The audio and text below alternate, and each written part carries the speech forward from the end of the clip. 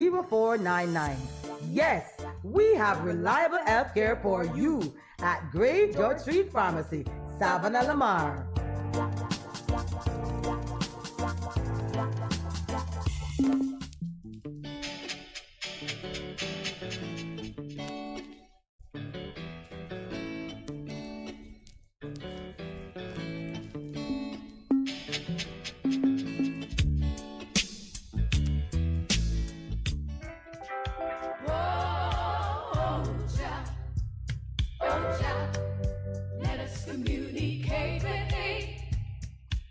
You good? You can get better. Spread the word. Straight Up gets better on Bess FM. Straight Up Jerry Small, Mondays, Tuesdays, Wednesdays and Thursdays on Bess 100 FM. 10 a.m. till 2 p.m. I'm your host, Robin Jerry Small.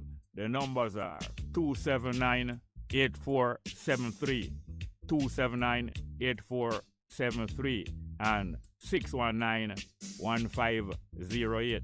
619-1508. Also streaming live on the internet. Bess FM, Straight Up, Robin Jerry Small.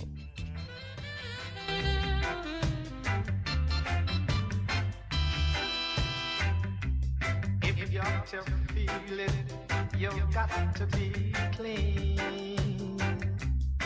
You got to make it straight, you can't be lean. Share the joys togetherness can bring. To the true soul, you just have to cling. And then you will feel it, you'll feel the soul inside of you.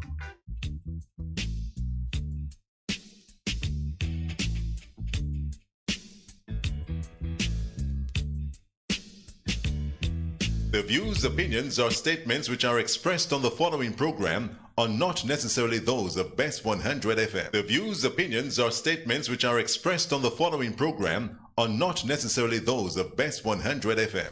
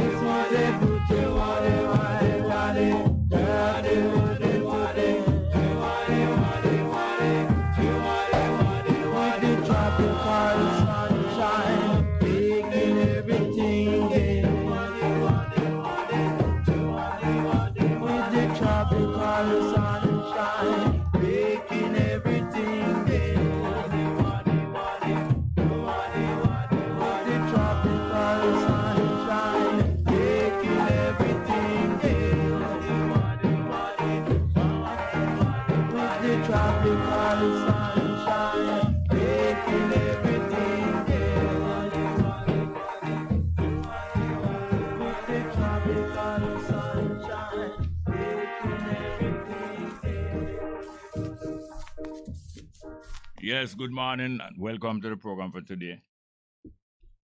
Today is the 2nd of November, Wednesday, 2nd of November 2002. And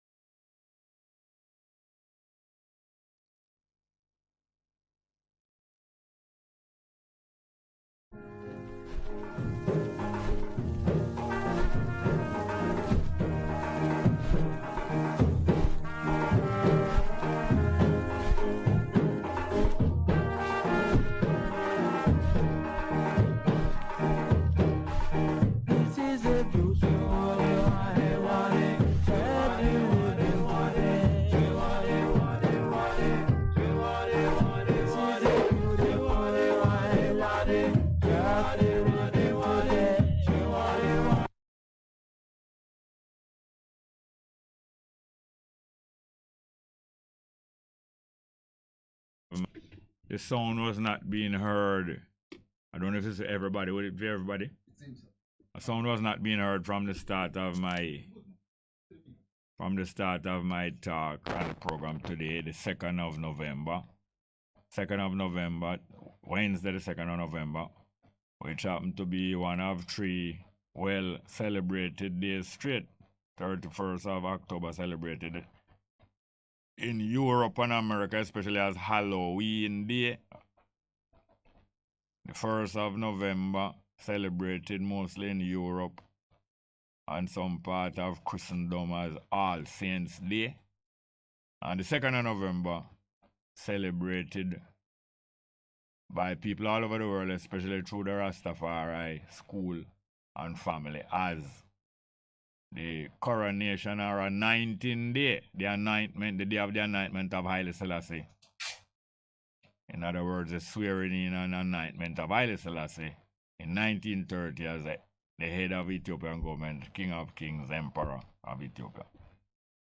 And as I said, there are various celebrations going on among the African Jamaican population and of all races of Jamaicans, especially Rastafari, at several places in Jamaica, including Montego Bay, also at 19 miles at the Claudius Henry Peacemakers Foundation, 19 miles near Maypen, and also out at the beach, which is one of the original sites of Rastafari celebration under the heading of Nyabingi from about 65 years ago, and one of the first permanent sites of celebration of Rastafari, especially Nyabingi drumming and dancing and assembly at the place that is called 9 Mile Beach, Bull Bay, 9 Mile Bull Bay, or Manaka Beach, or more lately over the last 40 years as Bob Marley Beach, and that there will be a celebration there today, and starting from yesterday and going on till tomorrow. Bob Marley Beach, 9 Mile Bull Bay. We hope to join them later in the program, but we still have a call waiting here. Good morning, welcome. Yeah, man, blessed. Morning, not hearing in my earphone, but yeah, man, go ahead, please. Yeah, man, when you just start the program, you know, like, things that go off, you know? Yes.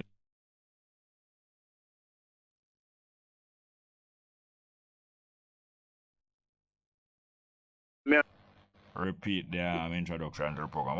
Yeah, because I like when you give the introduction, you know? Yes, sir.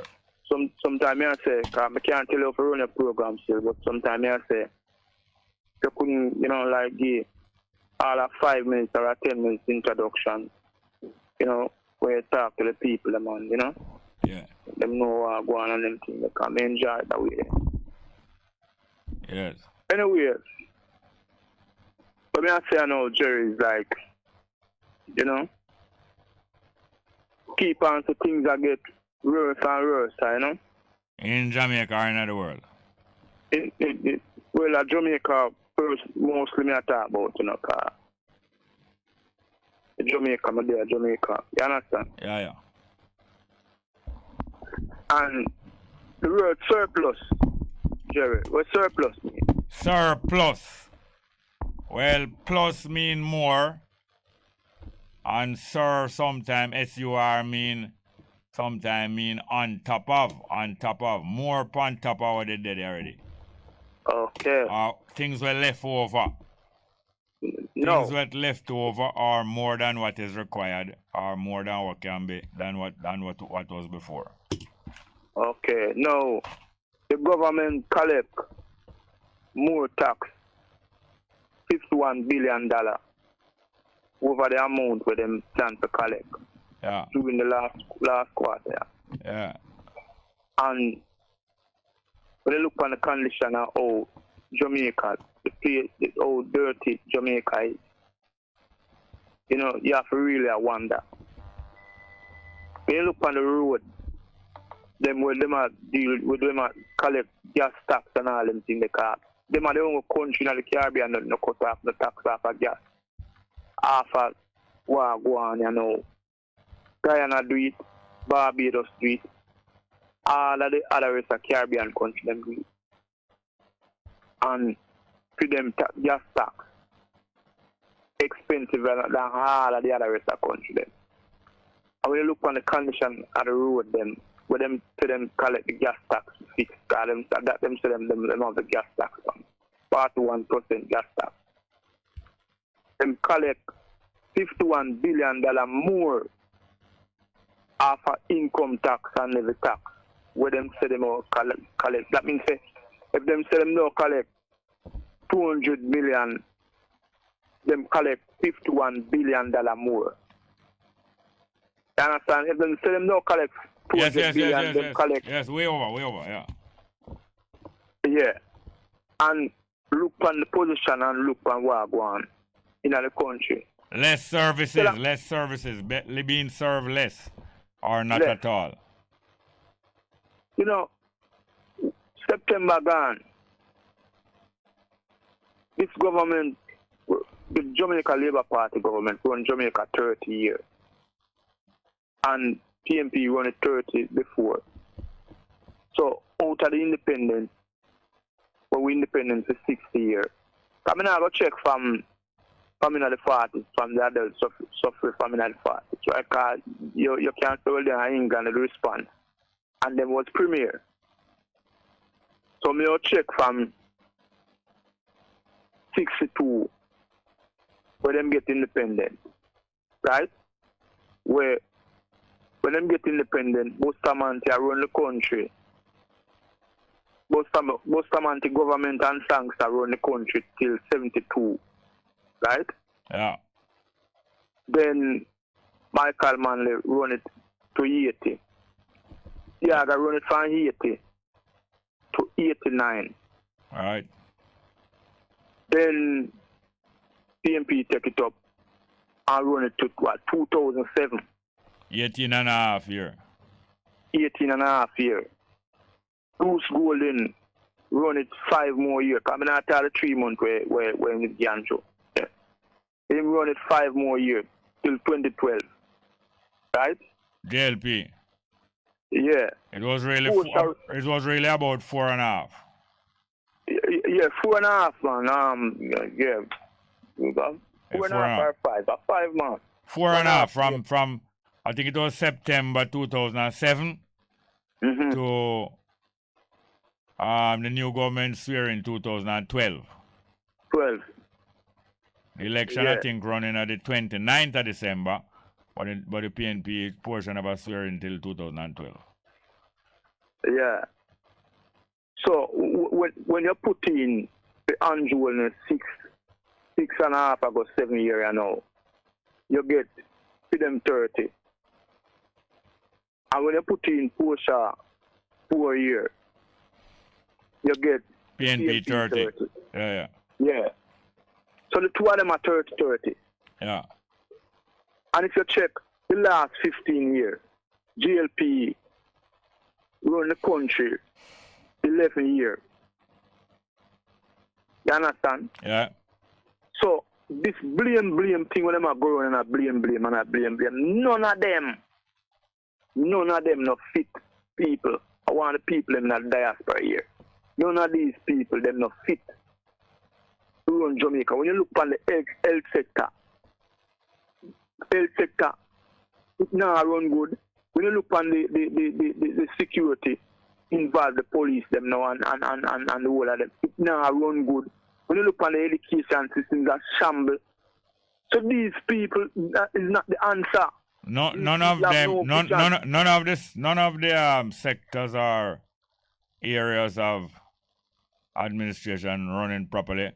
But one thing running properly is their grabbing of land and their thieving of money that running efficiently, more and more efficiently. And as you say, them collecting more and more tax even above what them they expect for project collect. You understand? And look how them passing law. You notice them not passing no law about corruption. No. No corruption law them not pass. No. You understand? And every day them get up and them blame this and them blame that. All right, but we also every day getting up and blaming this and that. So and that not going to bring anything right. See, that's why I try to educate the people. and make them know that this thing not going nowhere. You know? And you know what pisses me, Jerry? When I listen to the constable where advocate for the police, right? I listen say I heard him saying that holiness must go to Parliament and pass a law, zero tolerance law, where if a man send anything to the police, it's a life sentence. No, I've never said if a man say anything to the police. When say if a man involved, can the police arrest a man and a man involved, right? Or anybody impede. Anybody do what? Impede or ask. Or yeah, anybody in obstructing, resisting, or encourage anybody to resist arrest. Anybody obstructing a police arrest of anyone else. He's suggesting that they must be liable to a life sentence. A life sentence. Eh? A life sentence. Can you imagine? All right, now, we can, every day we get up, every day them get up and do the same thing. Every day we get up and complain. It's not going to change by we just get another day of complaint. We must resist all of the fascist developments like this. Resist them. We must resist them. We must resist it and argue out the point. Did you know that recently in Guyana, a senior police officer arrested a lawyer who was giving advice to our client who was being taken into custody? You hear me? Yeah, I'm hearing you. I'm asking if you know that took place in Guyana recently. No, I never. Yes, just recently, last couple of days ago, a lawyer in Guyana advising our client not to answer any questions. And the right not to answer any questions are widespread recognized right in all around the world. Right, not to answer any questions.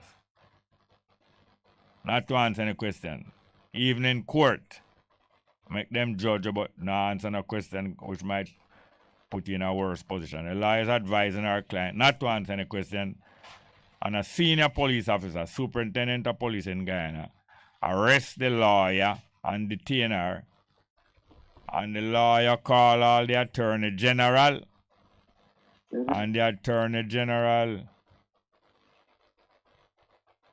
heard of the whole situation and never do anything about it, although the Attorney General is supposed to advise the government about the right way that the law is supposed to be implemented, and never do anything about it. And is hours later, after a lot of people were alerted, Bar Association, Judge, Attorney General, all kind of people alerted until the policeman get the message. Even the Commissioner of Police never put a stop to it. The policeman and the police station get the message, say, you better let go the lawyer there. And as it happened even in Jamaica, Bar Association and government senator in Jamaica who is president of Bar Association and all them things, they object very strongly to what going on in Guyana and want them. So them watch Guyana and watch how Guyana abusing human rights and citizen rights. Well, it's the same kind of thing being stirred up in Jamaica, labeling people as criminals, labeling citizens as criminals by Prime Minister come right wrong.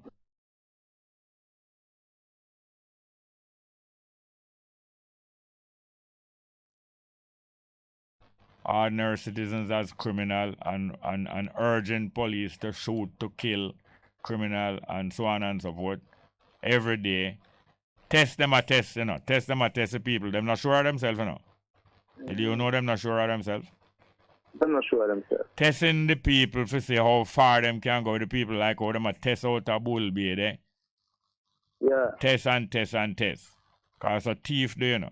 Thief and criminal do more research than business people. You know. And test who them can carry out crime against more than our businessman research. Yeah, man, yeah. Yeah, okay.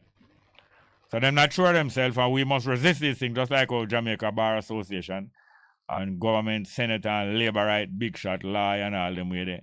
One guy, you know. So, and you're all DPP, always back the police, we and them are no friend.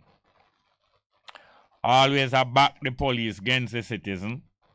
And we know why, because them have a personal interest in police. And, and police protect them and them take care of police. Now below that to go on. All right, we have to go now here, sir. Yeah, man, blessed. Thank you very much. We have no more call. Good morning, welcome. Morning, Mr. Smart. I have to go call it back because my credit is done, because a long time I wait. So. All right, me go take a number. Take a number. All right. Don't talk. Just take a number. Don't talk. All right. Numbers again: 619-1508, 619-1508, and 279-8473.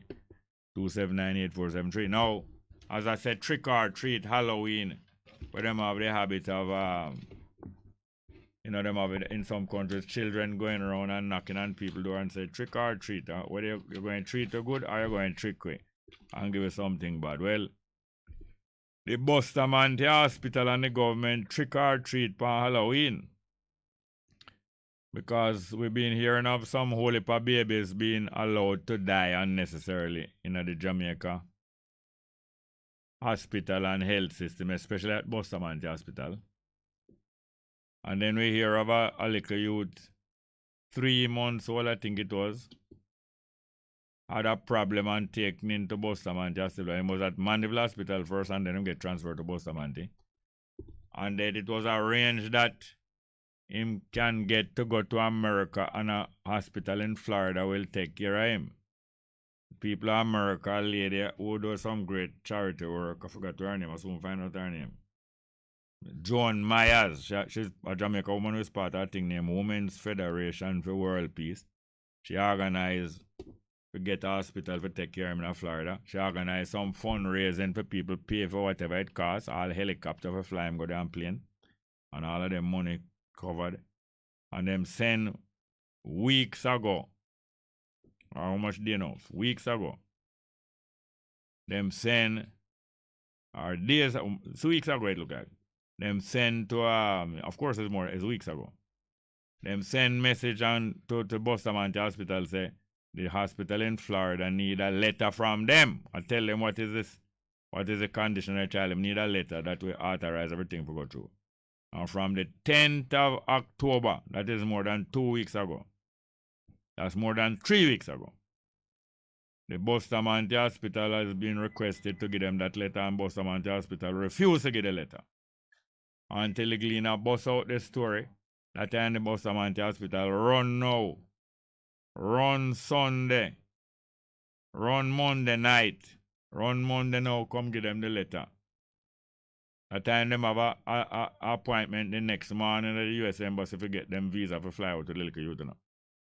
Them wait over 3 weeks to get them the letter about Bustamante Hospital. And by the time them for go to the embassy, the baby dead. Baby dead, and the interview at the embassy no make no sense. Trick or treat by Bustamante Hospital and the government of Jamaica, the labor right them. Let's get back to the phone. Good morning. Yeah. Welcome. Morning, Mr. Small. Morning. Yes, sir. I talked to you yesterday concerning the issue. Yes. Go ahead, please. I have a case, right? Yeah. Where the government MP or the government council suggested that if them see somebody on a video or on a picture posing with a firearm, they're reliable for the 15 years. So our MP suggesting that, or a councillor suggesting that? Yeah, our councillor. One of the prominent councillor for the What them name? the Senate. What them name? No, I'm not going to disclose the name. Yes, sir. Why you not disclosing the name? Because of safety, sir. Safety of who? Safety for myself, sir. So don't is that known thing? Is something that is known, or is only you know it? I don't know if it's known, but I know it. Where you see it? It demonstrated on many occasions around by my division there. How you know say the MP or a councillor? Because I mostly in council the person associated with. So I mean what them do now, them bring a firearm and give a local 15 or a 16-year-old youth, then commit a crime with the firearm, then give it to the police and or the council and say, boy, are the local youth that do it. So automatically it becomes an enemy of the state with a 15-year to life sentence. At age 15, 16, and possible 14. So they're making it. So it would like it make it easier to frame people. Yes, sir. And under the statutes that is part of the brothers where you call it Homeland Security. Where you secure your own premises. All right. Yes, sir. So me just make that forward clear. I say a lot of corruption, as the gentleman said earlier, and now discuss corruption. Yeah, making a whole lot of laws about everything, but not against corruption. Not against corruption. And so many until them find themselves back against the wall. Yeah, okay. Yes, sir. All right, thank you. Have a nice day, yes, sir. Yes, thank you very much. Yes, sir. All right, we have some live chat here. Live chat. Let's go to the live chat here now. Ricardo Portia said, do a little more than you are paid to. Give a little more than you have to. Try a little harder than you want to. Aim a little higher than you think possible. And give a lot of thanks to God for help. Al Cableland said, Toronto in the building. Ricardo Portia said, shout out across the world. Morning, Jerry. Del Ryan will say, greetings, Bongo Jerry. When's the blessing? To hold the people in oppression, you have to convince them first that they are supposed to be oppressed. UK showdown. Conrad Tomlinson says, and no audio on YouTube. Test for Berhan says, blessed rise. YouTube has no sound. Can somebody write in and tell me if you're getting sound now? Impulse Record say, no sound from the live. Noah Scarlett says, no sound. Sir Johnson says, soundless Bongo, can't hear anything. Sheldon Nash said, there's no sound on YouTube on the radio. Conrad Tomlinson said, engineer, please, we're not hearing. I want to hear now if it has changed. I hear now it has changed. Bob Hill say, I guess he's running his own business. It's like when I listen to you saying he stopped you from giving the things to the needy people. Shake me head. You mean like when I carry a wheelchair go down at the Golden Age home and Desmond McKenzie. Give them order. Say they must not receive anything for the people. Yes. Yes. It's a typical thing by government agency, hospital, Golden Age home, and all of the care that people sending in. They block it or they take it for themselves. Damien Pollock say, we're going to fire us. Jazzing say, we're not hearing anything from the live chat. Right, we still need to get an update. Stingray say, I'm afraid. Say him, no sound. Okay. Andre say, morning, as you come on the radio station, went out. Bess FM needs a, no. Not necessarily. Okay. Stingray now say, the sound is back, many thanks. Okay, Johnson say, up and running now. Just for Brian say, give thanks, good sound now. We have a call? Yeah. Good morning, welcome. What is it about What is it about when we switch to the phone and immediately it hang up? Is it person hang up or is something that hang up the thing? I'm wondering.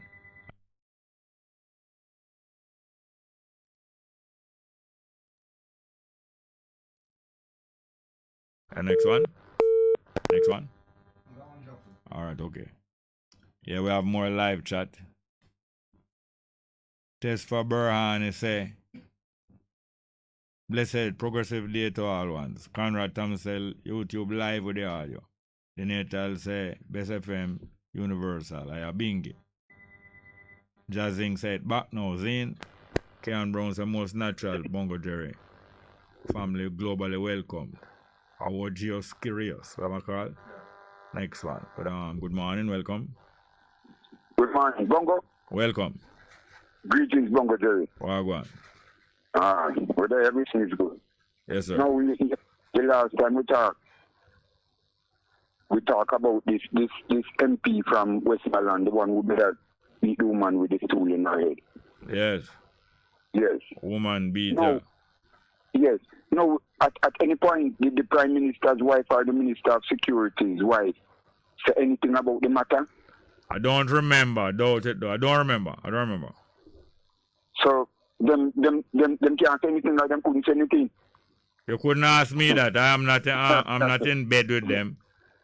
I'm not in bed with them. I'm not in agreement with them. And Big Leader's wife couldn't say anything about that. Whose wife? Whose wife? The leader, the Prime Minister's wife. You asked that already. And I said, I don't know if she said nothing. And you couldn't ask me to find out that because I'm not in bed with them. No, I know that. But I just want to know if none of the leaders, if none of them wives couldn't say never say anything about the matter. Whose leaders are they? The nation's leaders? No. They're not the nation leaders. They are the leaders of the Jamaica Labour Party. Okay. Well, I guess, yes, you're right. And they're working for the King of England, not for us. We mustn't make the mistake. Yes, yeah. No, secondly, no. Mr. Reid. Which Reid? The former Minister of Education. Yeah. Mr. What's his name? Reid. Cruel Reid. Yeah. Yes, Mr. Cruel Reid. Is he still being paid by the people of Jamaica? Is he still being paid? I think they give him a big payoff, 20 million plus. Between Jamaica College and the government, I believe they gave him a big payoff. Okay. So the matter is still in the court. It don't the case them started, but recently them lose an appeal. Him and one named Pinnock. Lose an appeal, say them not forget try. Okay. And the in the Ministry of Education, yeah, that missing 100 million, we don't hear anything about it again. No, nothing that missing has turned up. No. Some of these items are news where we hear. What about the big cocaine bus over, for them trying cocaine over St. Mary there? At the airport? Yeah. We don't hear anything about it again. Where was it designated for? Where it come from? No. The police draw down a shed, draw down a cover over that. Okay, so we don't hear anything about that again. Just like the plane with the crash at Clarendon. On the seaside. Yes, where was it coming from? Where was it going? And where the people who was in it? Where them leave and go? All right. Bongo. Yeah. I want to big up Franco. Yeah. And the way you're the Franco, big up yourself, Franco. Miss Thompson. Yeah. You might not remember me, but we are the man who meet right up at the square when you pass through the other day. Big up yourself, Miss Thompson. We love you. Yes, which square attack? Okay. Taylor Lied, Big Bob, Tall Bob, all them people there. Yeah. We still in a school, so keep up the good work. Yeah, man, cool on, and we not tolerate no spirit possession or no demon possession, yes, so we not entertain. No, we're not entertain that, yes, sir. We're not into that. Yeah. All right, Bongo. Thank you very much. Yeah, we have any more? All right, we have more live chat. Yeah, Bevin Fairweather say the first rule of community is to teach the children be literate in building relationships. Bob Cosmo said, greetings, senior brother. Subscribers, listeners, those in the chat. November 2nd is probably the most important day geopolitically for African people across the four corners. Ken Brown said, cosmic ELDI within the astral fickle realms, may I expect. Our next call. Next call. Good morning, welcome. ELDI. Go on. King Selassie, Rastafari. Blessed morning, Aya. Cool, man.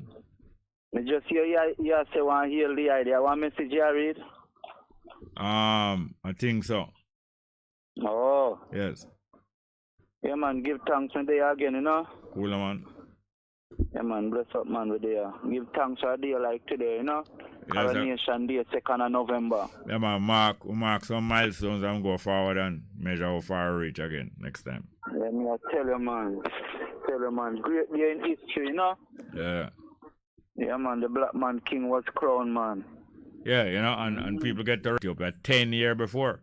So when we are find out about him 1930, 10 years before that, he must show solidarity with our activity. Right. So he was concerned and he was aware. Concerned and aware. Right. And we give thanks to that. Yes, sir. Because even at the time when they were forming the union there, you have Organization of African Unity. Yes. Yes, you know, so man make sure Jamaica be a part of that. Yeah, man, he make provision. Him appeal to the other planners, the other African people who was planning on shaping the organization. Him appeal to them, say, please consider some other nation outside of Africa, which we should reserve a seat in here for them if they want it. And he was suggesting to them, say, Israel, where join on right pan Africa there. And Jamaica is two such places outside Africa that should have membership in there anytime them ready. Right. So I tell the man we give thanks, man. The man I think and the man is well aware. And even at the time, from in the early 60s or 50s, I realized that man sent some value come to Jamaica too. Yes. And him send the church and the school. Yeah, can you imagine? Before he came here. Yeah. Right. Church, which is one form of enlightenment. And school, which is the next form of enlightenment. Him send you before him even come here. All right. And I heard at the time when he came here, he said that the Caribbean should speak with one voice. Yeah. Yeah, that's what I heard, and I think that's what should have happened too. Still left to happen, still can. The West, yeah. In the West, should have an organization, just like how Jamaica used to be in the Federation. And you hear about NATO, where you explain to me, say, how you call it, North Atlantic Treaty Association. Treaty Organization, yeah. Right. I think the West, the whole Caribbean around here, should have an organization which part concern the Caribbean, Yes, it does have, but it don't reach a stage. It does have because them have CARICOM and them have other organization like that. Towards Caribbean unity, them have Caribbean Court of Appeal, and gradually many of the political leadership in the Caribbean is working towards that, although Jamaica is not. Jamaica is not one of the political regime that working towards that. Yeah, they're not working towards that at all. Because I heard the Prime Minister giving a speech where they were concerning what Britain has done and reparatory justice. Yeah. But I always wonder when the Prime Minister is talking about reparatory justice or talking about any form of apology, him always try to single out the word if. Yes. Him always use the word if, and then, like him I say, if a wrong was done. Yes. You know if the wrong was done and the whole world yes. the wrong. And who done it? A backhanded apology them, the backhanded. if I did something that you don't like, I apologize. If in and but in. Yeah, what you if for? You know say it already done. It's a weird that it's done. A hypocrite, man, hypocrite business. If want to get credit but no want to spend the money, that's what credit is about, you know. You have the money in your pocket. Yes, have the money in your pocket, but you still want to trust the thing. I have no intention to pay. I have no intention to pay. No intention. May I tell you, man? That's create more trouble and animosity on yourself too. But that is their intention. Look at what them do. Them say them vote money for the survivors of the Coral Gardens raped by them. Them vote money to the survivors. And what them do, them stretch out the pain of the money. Meanwhile, several of the survivors dead, and every one of the survivors dead, and them get the news, them smile. Yeah, because that's what they want to happen. What they want to do is take the money and build statue. They don't want living people to forget nothing. They want to build statue, which is a graven image.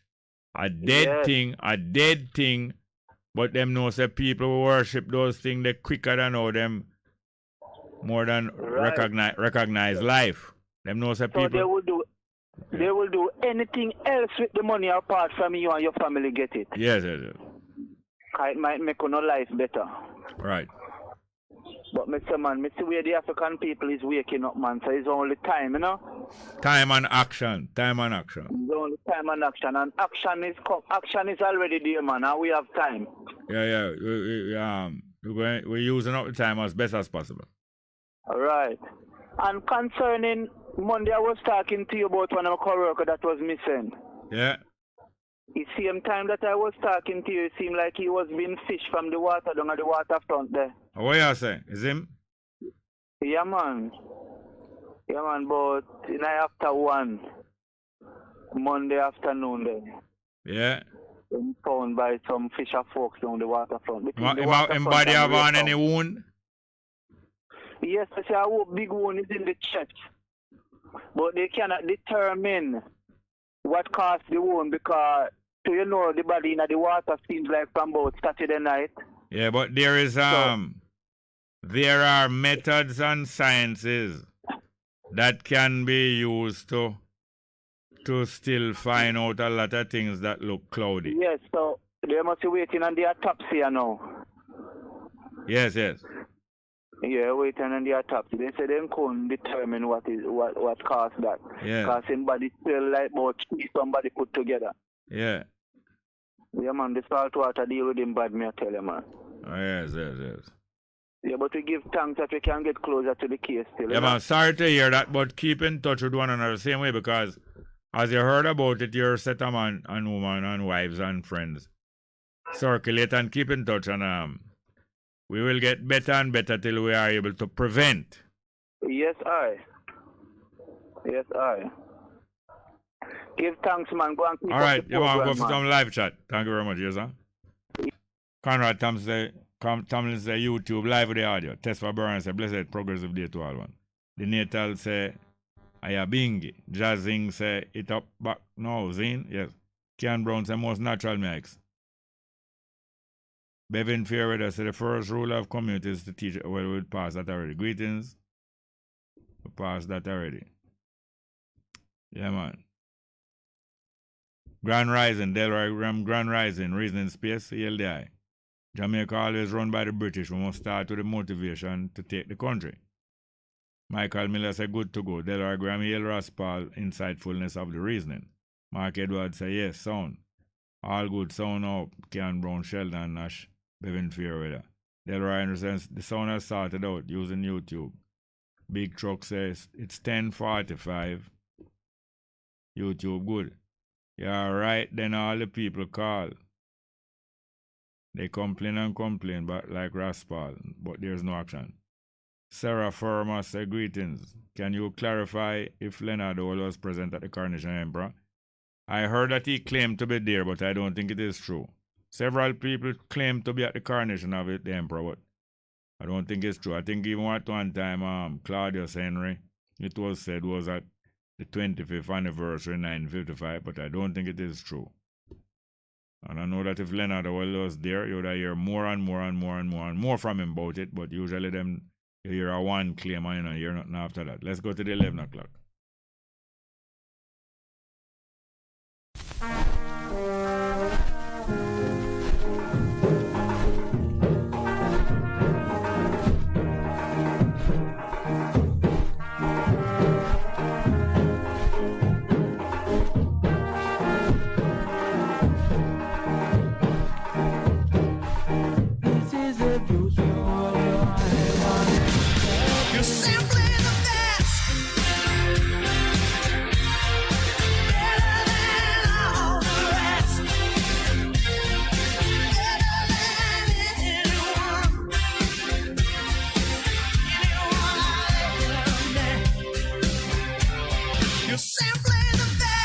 Bess FM 100 on your dial. Keep listening.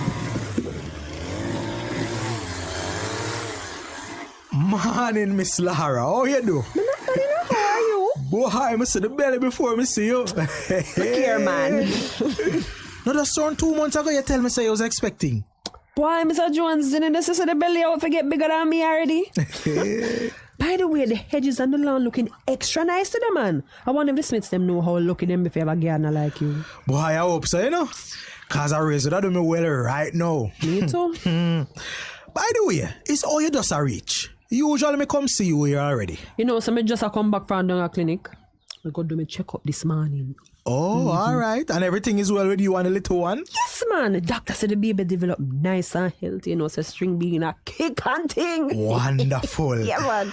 All right. I don't mean to fast in your business, you know, but it's a good while now me and you are work for the Smith household together. And I just want to know that you're doing well, especially now that you have a little one on the way. No problem, man. Mr. Jones, you know, so you can't always talk about anything. It was like, oh, you and Huzzy Chop going and beer things. Come, man. All right. Be sure to tell him all the family later yeah, man, when you get to him, all right? Oh, and tell me something, my friend. Are you and your husband putting plans in place to secure yourself and the little one? Well, we have some money put on for all of the necessary things for the baby. You know, say we have a date already for when we give birth. Okay. So we have some things in place. Well, you know, anything can happen now, make savings run low or done, you know, Miss Lara. What about insurance? Have you been making all your contributions to the National Insurance Scheme? You mean NIS? You mean like pension? Then, hold on. Domestic workers like me and you qualify for that? Oh, so but that not for people them have office work and them something there. And besides that, that not more for people around your age and people who think about retirement. Me just a brush 30, you know. We have enough time to think about pension and all them something. Oi there. Hold on before you go inside, man. What you mean by you have enough time? Suppose later down the road you realize it's too close to the time for your retirement and you can't get any benefits. And remember, you know, any card can play at any time. And like, oh, you have a baby coming, it's best you start making the NIS contributions from now. Why, Mr. Jones, me still don't understand how baby dropping the NIS, you know? You know, sir, if you did not contribute to the NIS, you can get maternity allowance even now. Right. But it's too late now still. But maybe for the next one. You see you? Then how come you just tell me all of this now, Mr. Jones? Somebody think you didn't know. Wait, so how much is the maternity allowance then? Well, it's tied to the national minimum wage. Okay. So whatever the minimum wage amount is, that is how much you will get for each pregnancy. So workers like me and you can also qualify for the survivor's benefit. That would come in handy for your husband or for your child or my wife at home. God forbid. Hey. When we pass on. Knock on would you hear? So, alright, how you not mention your big son? Come know say you have Errol. No, but him a big man. The survivor's benefit only applies to children under 18. Okay. Alright, me get you. Benefits sound good though. Me not tell no lie. So now that me I tell you all this time now, man. Alright, so what other benefit them have for workers like me and you now? What would I qualify for? All right, that's a good question. So we qualify for the same benefits as any other contributing worker. So we can get invalidity pension, like say if before we reach retirement age, either one we take sick or can't work permanently anymore, right? We also can get health insurance through the NIS. Okay, I see the game. Invalidity pension. All right, may have one last question before we go start the people in work. You know, say 9 o'clock. Yes. How much is the contribution? I'm glad you asked. The minimum contribution is only $250 per week. And you can pay it at any post office. So wait, you get all of that for just $250 a week? Me I go ask you some time after tomorrow, you know, so I can go to the NIS office and go sign up so I can start make my contribution them. Cause you know, so I spend more money on credit though. You see, this is why you are the godfather of string bean. Cause if you give me the guidance, you talk pass on to string bean, watch. Yeah man, thanks here, Mr. Jones. Alright, let's say our word. The proceeding was brought to you by the National Insurance Scheme of the Ministry of Labour and Social Security in collaboration with the Jamaica Household Workers Union. For more information on benefits and how to contribute, contact the NIS office nearest to you.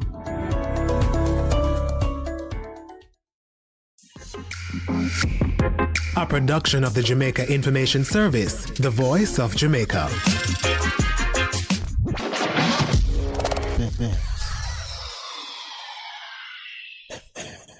Come in, my DJ, and give the people the information.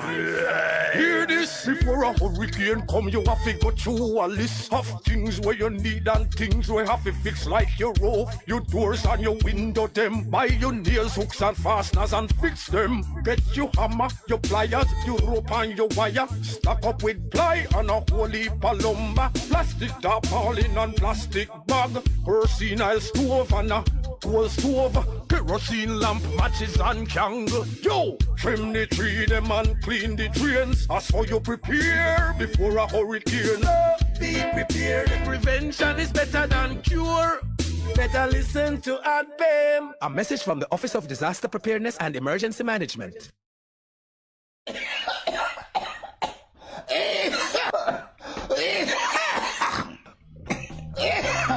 That no sound healthy at all. Get healthy, my friends. Stay balanced. Tune into this station, Bess FM 100, every Saturday morning, 8 o'clock to 9, for this wonderful program, Your Health Today, with me, Dr. Clarion Palmer. Yes, get healthy, get healthy, get healthy. Stay balanced. Bess FM 100, Saturday morning, 8 o'clock, with me, Dr. P. Get healthy. Vejan Printers for all your printing needs. We specialize in calendars, flyers, brochures, and more. Call us today at 968-7506. That's 968-7506. Or visit us at 4 East Bloomsbury Road, off Hagley Park Road. Vejan Printers, your best choice in printing. For a better choice in all your electrical supplies, A, authorized 3M dealer and better brand names. B, better service including free island-wide delivery. C, all major credit and debit cards accepted. It's ABC Electrical Sales. Shop number 8, Hagley Park Plaza, Kingston 10. Open Monday to Friday, 8 a.m. to 5 p.m. Saturday, 8 a.m. to 4 p.m. We make your electrical jobs as easy as ABC. Call 754-3825-8 or fax 754-3659. ABC Electrical Sales, for a better choice. This is your beloved Pastor Percy from the Morning Connection. Support our commitment to Jamaica by joining us on Wednesday mornings at 7:30 when we pray for the nation. Show us you care. Advertise with us. For more information, call our offices at 876-276-8935. There will be days when you're too tired to move, to drive, but you think you have to because your vehicle won't wash itself, right? But no, you don't have to visit a car wash. 123 Mobile Car Wash will come straight to you. Yes, you heard right. 123 Mobile Car Wash is offering services in Kingston and St. Andrew and St. Catherine. We shampoo and detail cars, trucks, offices, and more. No job too small. Call us at 876-631-3400. 123 Mobile Car Wash. We come to you.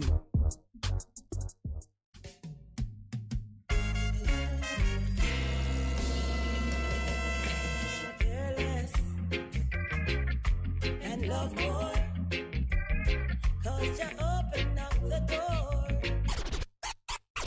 Live, camera, volume. Live It Up Fridays on Bess 100 FM, 10 a.m. to 2 p.m. with I, Ibi Lion, each and every Friday, giving you the better vibes heard everywhere.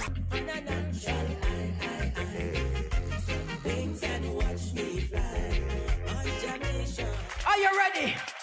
Are you ready? Hi everyone, I am your radio host, Prophetess Apostle Zania Bird, and indeed I come to you from the Faith Deliverance Lighthouse Prophetic Ministries. Yes, we are located in Ochiria, St. Anne, also in Duncan, Trelawney, letting you know that each and every Saturday I will be the prophetic voice with the prophetic wave. You can't afford to miss me. I'm going to bring you a word of hope, a word of change, and a word that will turn your life forevermore. And tune in each and every Saturday from the hour of 12 to 1.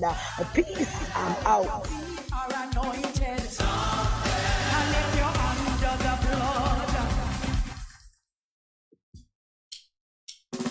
It's the Faith in Action Hour on Best FM 100 every Saturday from 4 to 5 p.m. with your host, Bishop Stephen Harper. Don't you forget it, every Saturday, 4 to 5 p.m. on Best FM 100, sponsored by Music Town Entertainment and Vowels Juice. Faith in Action Hour every Saturday, 4 to 5 p.m. on Best FM. Ready. Is this the confusion you feel when trying to work your way through medical systems in Jamaica? Try a dose of Ask Dr. Mary every Thursday at 5 to 6 p.m. Let Dr. Mary help you understand your medical problems and bring you to a calmer place.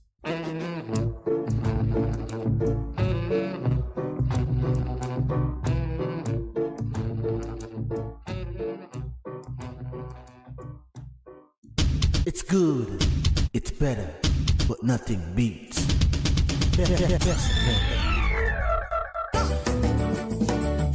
Ready or not, Jesus is coming.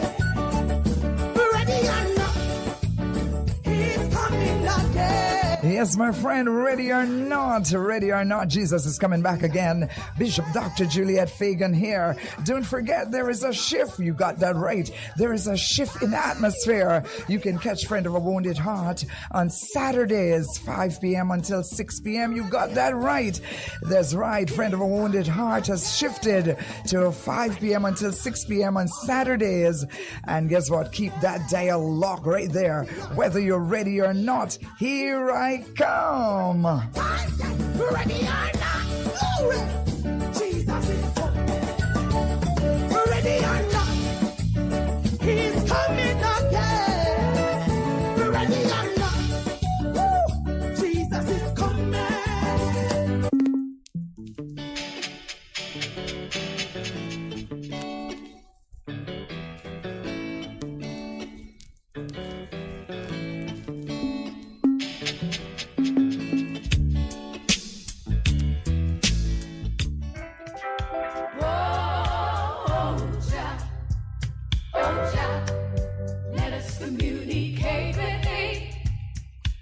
You good? You can get better. Spread the word.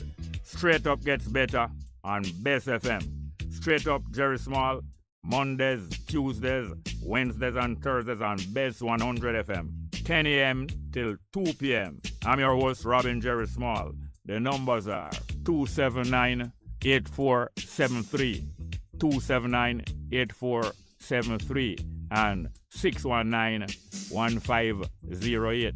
619-1508. Also streaming live on the internet. Bess FM, Straight Up, Robin Jerry Small.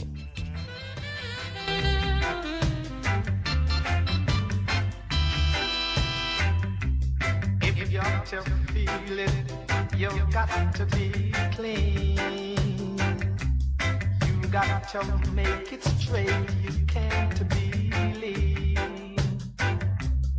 Share the joys togetherness can bring. To the true soul, you just have to cling, and then you will feel the feeling. you feel the soul inside of you.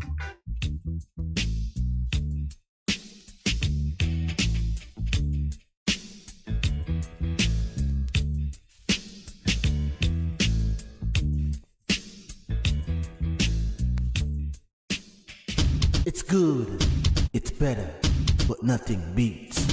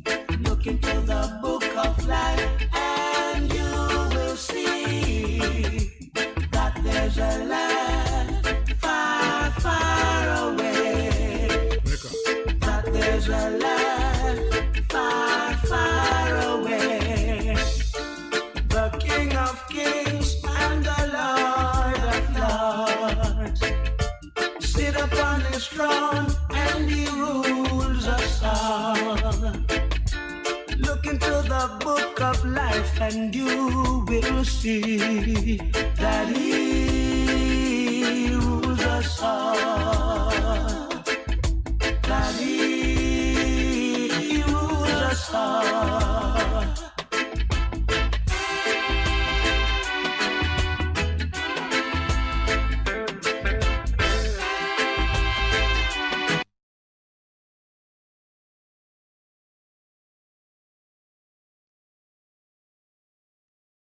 Good morning and welcome to the program. Hi, good morning, Mr. Small. Well, go on. Well, I'm there, I go and give thanks to you. Yeah. Mr. Small, I want to talk about two things here. Go ahead. Mr. Small, I am... All right, this baby scandal will take place right now. Yeah. You mean the PNP one or the JLP one? The JLP one. Okay. You know what the more disgusting and disappointing elements of it is that up to now, Mr. Tufton hasn't apologized as his sympathy to the parents who have lost their children because of him not informing the country, not informing the Prime Minister about what was taking place at the hospital, and which will allow other mothers who wouldn't bother to go there. They would have find somewhere else to go, and then them child would die. And you know, Mr. Tufton said something on the stage recently. Yeah. That mouth make it talk. But you see that, realize that his mouth did make it tell the people what was going on. I'm not telling Jerry. You know, say any all this was a leak. Nobody will know about it. No. Because from July, that means from July it starts, and it was last week Wednesday that people know. Yes, but sometimes people brain leak out through their mouth, like what Perkins used to say.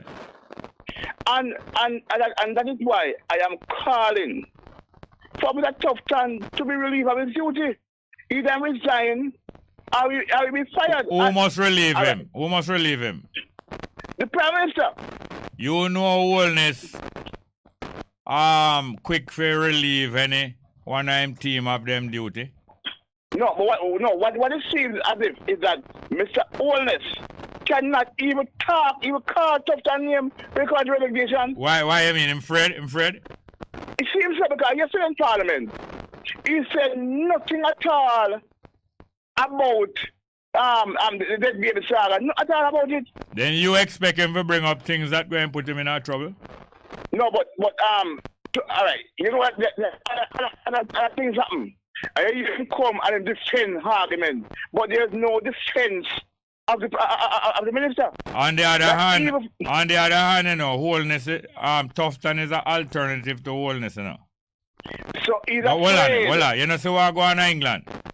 What go on in England, them have 3 prime ministers in about 3 months.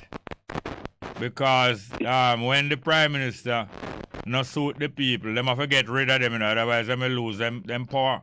So all the while them push them one side and try to see if them can hold the attention of the people. Well, those things going to develop at Jamaica, you know. The next matter now, Mr. Why them move? Why wanna move Peter Phillips?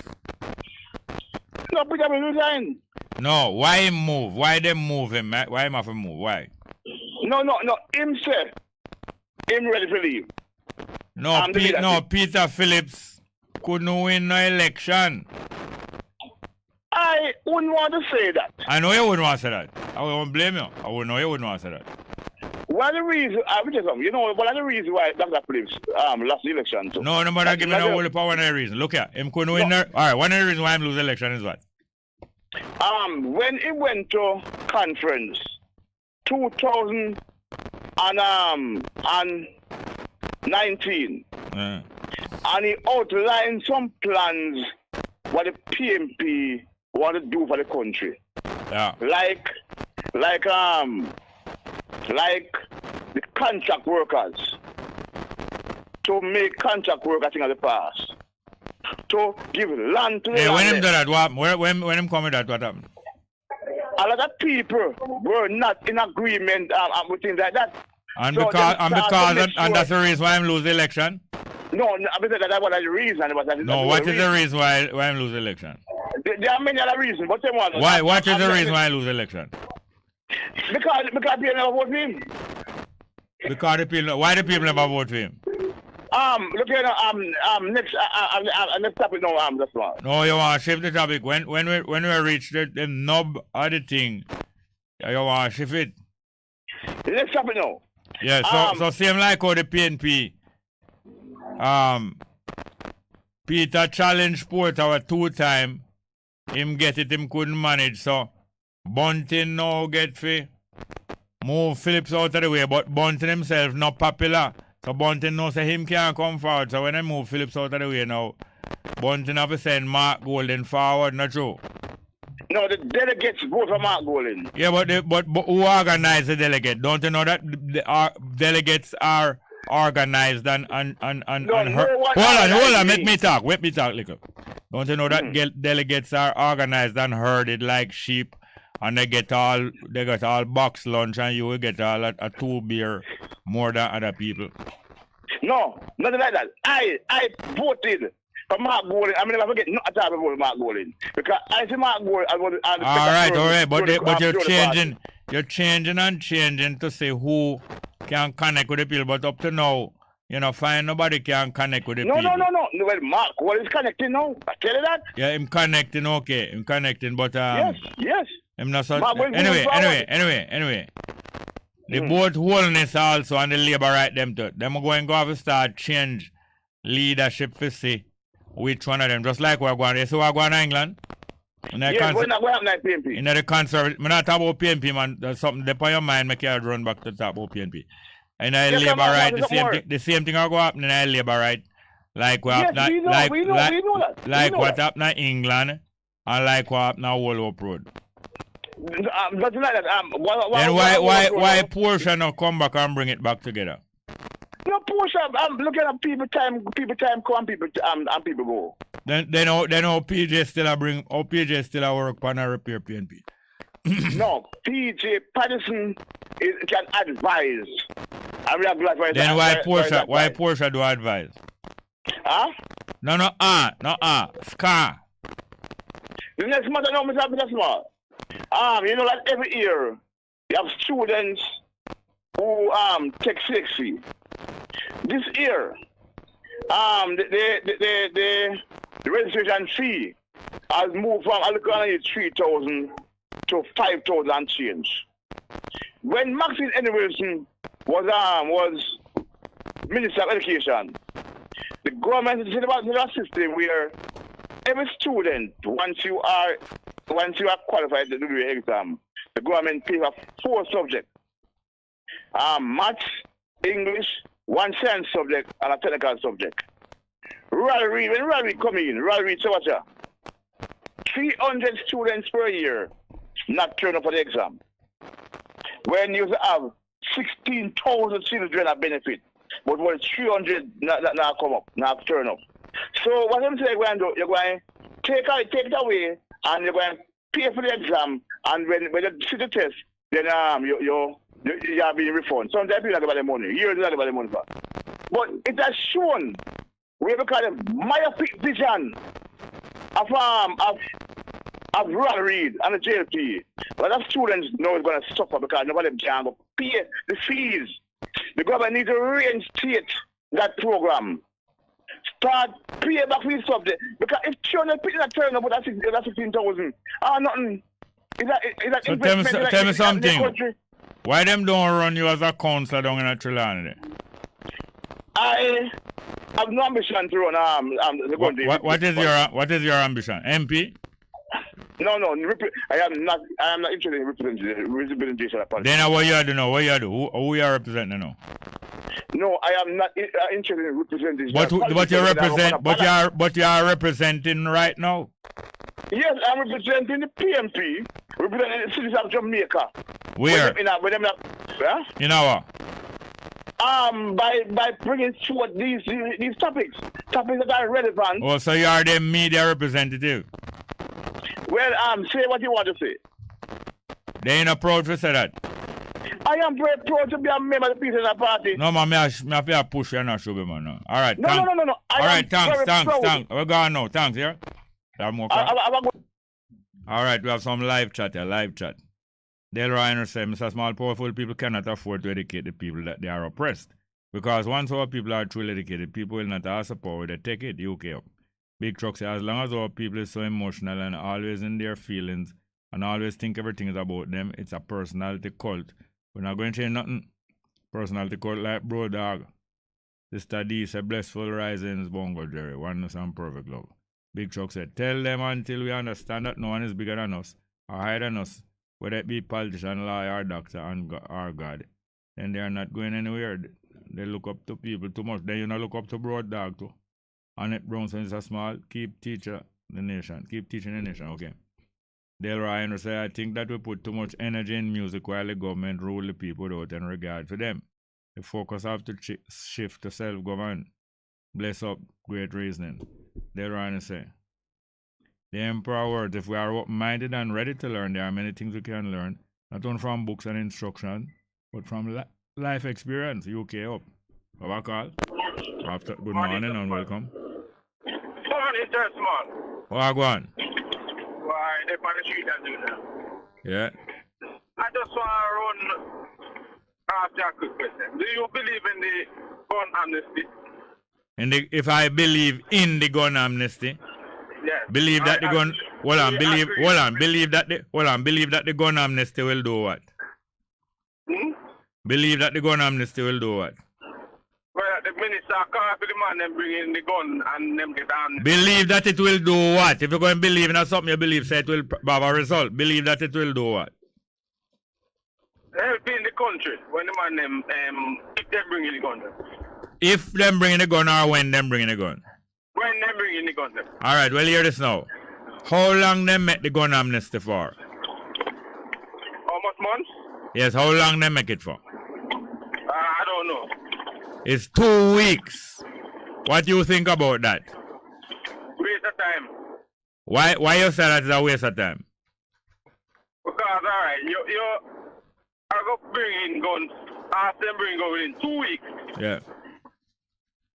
If 100 gun come in within the 2 weeks, can they do a ballistic on those 100 guns in the 2 weeks? No, tell me why the 2 weeks not enough. Don't ask me a question. You want to prolong it when you ask me a question.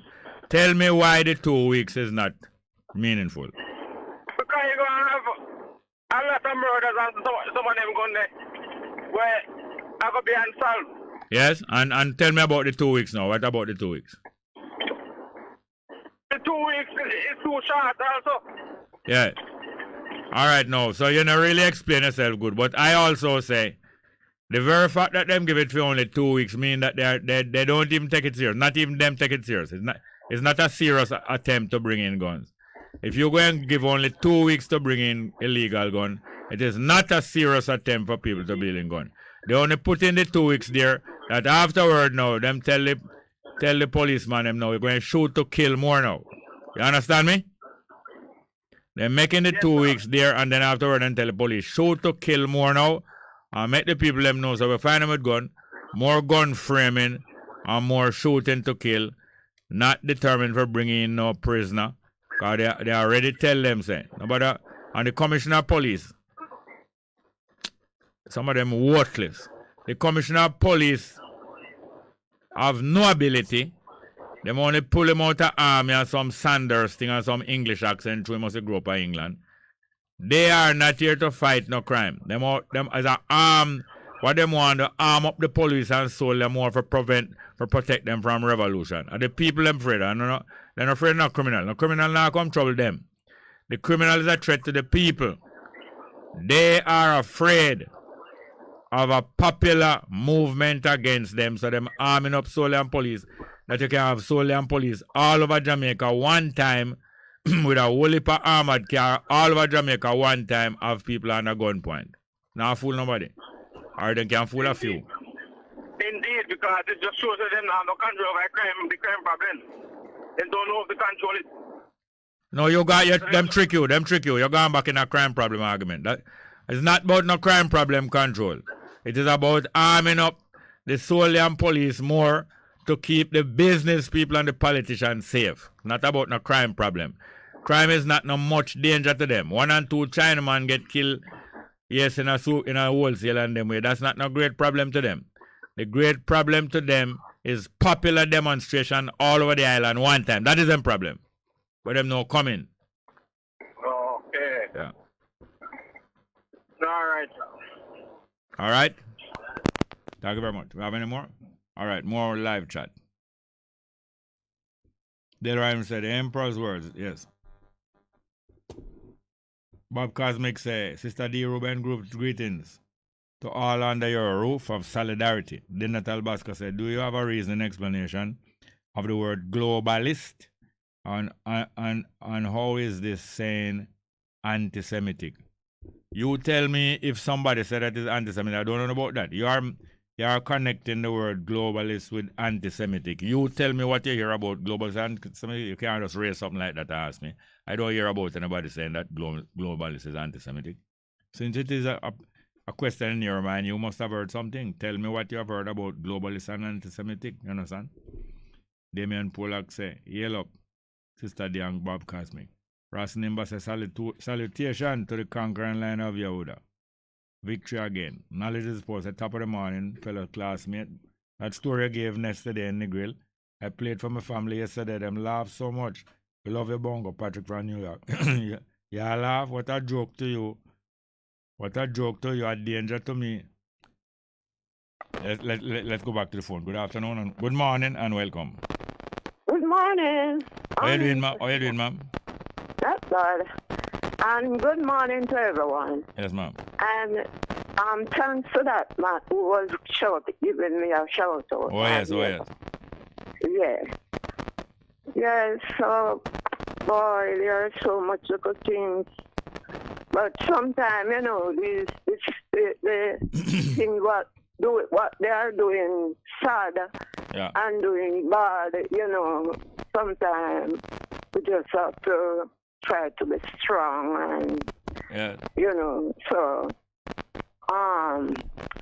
yeah, man. There's a story of Haley, when you were talking, and then I think of the next day, when I hear that there was a body in the water, I think, outside. And, you know, my mind run on myself, oh, could be that man, you know. Yes. Yeah. And it turned out to be that. Mm-hmm.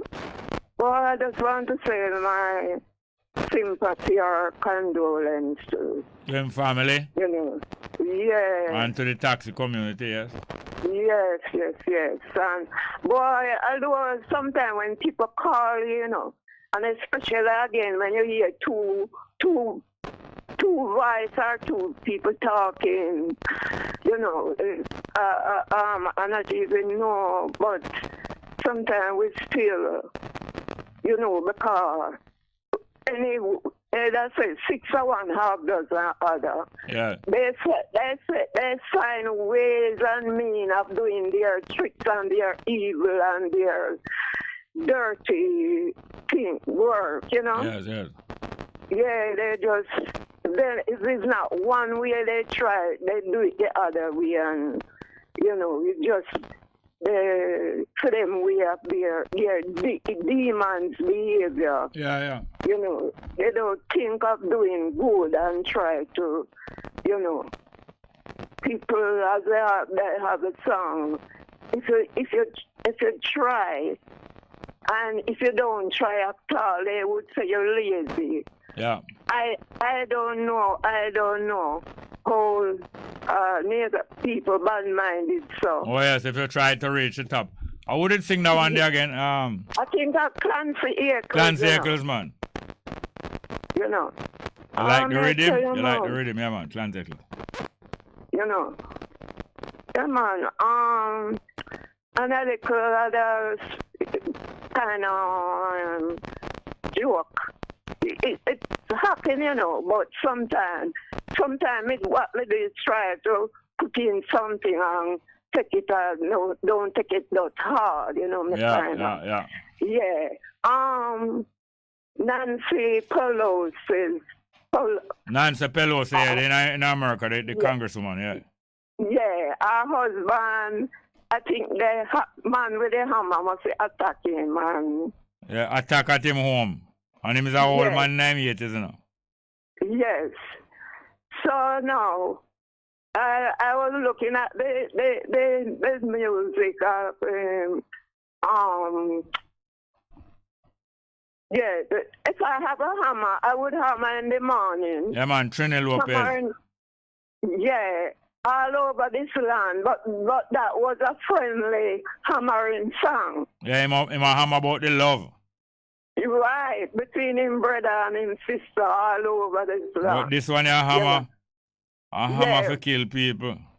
But yeah, that one now would I say, where the man with the hammer gone.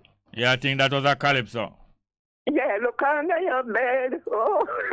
Yeah. So that one of the kind of dangerous one. Yeah, you know, make the attack. Yeah. Yeah, man. So again, I was hearing about this elephant in Kenya. Yeah. Yeah, so the elephant must be 60-year-old. Yeah. And usually being plenty like movies, and, you know, he died. The elephant died. Yeah. So, yeah, I remember once seeing this movie, I think it's Maya. It was the name of the movie. That was a kind of long time ago. So maybe that elephant will help be the star in it, you know? Oh, yes. Yes. Yes. So sometimes, you know, we just have to do in this all the sad things what happening, you know. I'm glad I may have somebody like you to listen to and, you know, others who to kind of cheer us up. Yeah, man, we keep company so that we won't lose heart, we take heart. Yes. Yeah, man. Yes. All right. Because if these demons, people robbing us, taking everything away from us, and, you know, you can't get, you don't land, they taking away. Yeah, man, take away everything. Land, them take away land, see them and take away everything, yes. But we're not going about to that. As I'm telling you, the main purpose of the government is to gear up more police and more soldiers to control the population. It's the population they want control, not criminal. Population they want control. Population they want control because demonstration, widespread dissatisfaction and demonstration of what I'm afraid. I'm not afraid of criminal. Thanks, here, man. Yes, thank you too. All right. Live chat. Aston Carter said, keep up the good work. Round you no good again. Too much killing. Aya, what a trench town, Jamaica. Okay. Bob Cosmic said, Damon Pollock wonders again where they are breathe breath on this magnificent element called oxygen. As they are all under one sky, Del Ryan say, I the last words. A person who wishes to profit himself alone from knowledge given to him, rather than serve others through the knowledge he has gained from learning, is betraying knowledge. Adrian C. said, Bongo, what do you make of the new firearm legislation now passed? The firearm legislation, just the amnesty period alone is a joke. If you really expect people to turn in illegal firearms, it's going to take some people more than 2 weeks, even though you get out the sound from before. People don't really start make up their mind. Most people don't start make up their mind until something is in force. And it takes more than 2 weeks for somebody really make up their mind. To some people, many people, it takes more than 2 weeks for them really make up their mind. So them going to turn in a firearm, make up their mind how them going to do it. Some of them are going to turn it in without you know, says them did have it, and all kind of things. 2 weeks is a joke, and they know it. If they really wanted firearm to come in, they know them would give more. They would arrange more for it come in safely for people not to be known when them are turned in, all kind of thing. They don't really want. They only want to give a period to them say, all right, we did warn you. Well, now we are come kill. And it's not about no 15 years neither, you know. It's about trying to kill. It's trying to kill and have an excuse. It's not about no 15 years 15 years life sentence to life sentence. What they are afraid of is political, and the two party, and the other party will agree to it. The two parties are afraid of widespread demonstration, like what is spreading right around the world, and a widespread demonstration is going to be against the two party and replace the two party. The two parties in a one boat, the two of them. A damn set of hypocrite, not fooling we and many others. They know most of the criminals, most of the killers and so on. They are not out to crush, and matter of fact, it's the criminal them are used to help fight them election. Most of the criminal them is politically connected. Most of the top criminal and top dan is politically connected, and they know how to reach them. Is not but them need to use them. It is the population that they are afraid of. You're not fooling when on backside. And we know say you're afraid too. You're afraid but you're craving. You know, like when dog afraid, but he's still a nyam and a bark after you meanwhile a nyam but him afraid. Bro dog. Okay. Delroy Henry say rendering it worthless. Continuing from betraying knowledge. I still say you're betraying knowledge and rendering it worthless. Yes, Salome said 20 days left. I might be here or there. Still did not get to speak to Jerry or Muta. Two main vanguards. The effect of slavery. Even over the phone, we could conduct that epic interview. Yeah, man, if you want to talk with me, you know, phone the program, man, or you type in your number, I could call you. But I don't understand you. Scholarly say, blessed morning, Bongo, South Florida the house. Damian Pollock say, yell up Wanga good. Wagwan. He might laugh till him cry. Damian Pollock say, No one got scare.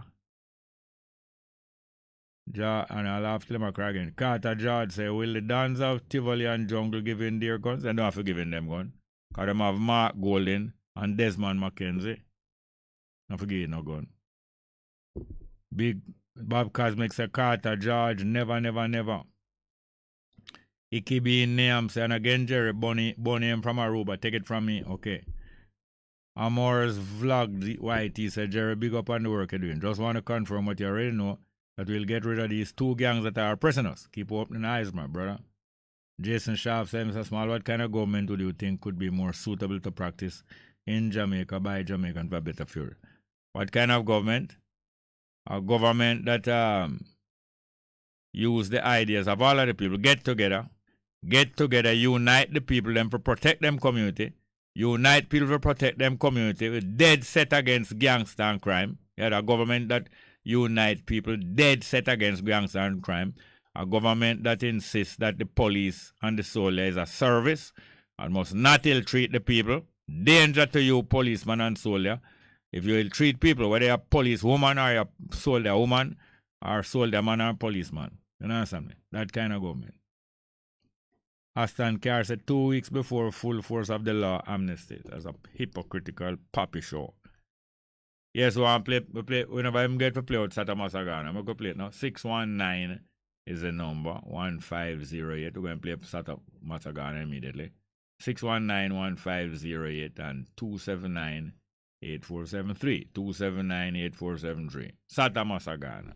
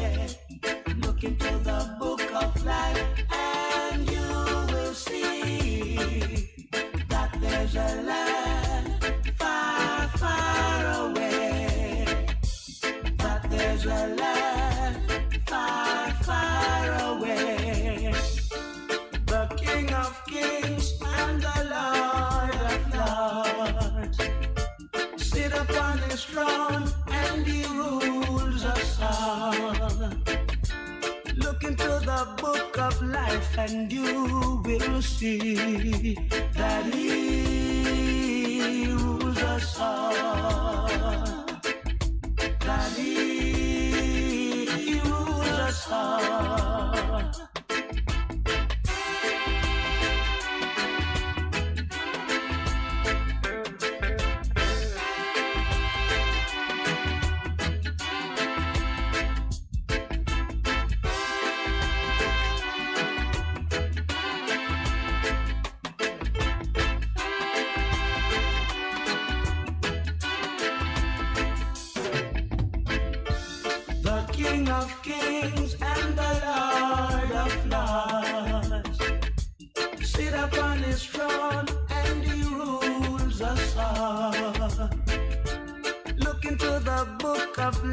And you will see that he rules us all.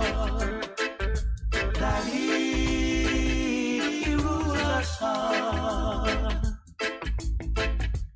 There is a land far, far away where there's no night, there's only day. Look into the book of life and you will see that there's a land far, far away. That there's a land far, far away. Sata Amasagana La Amlai.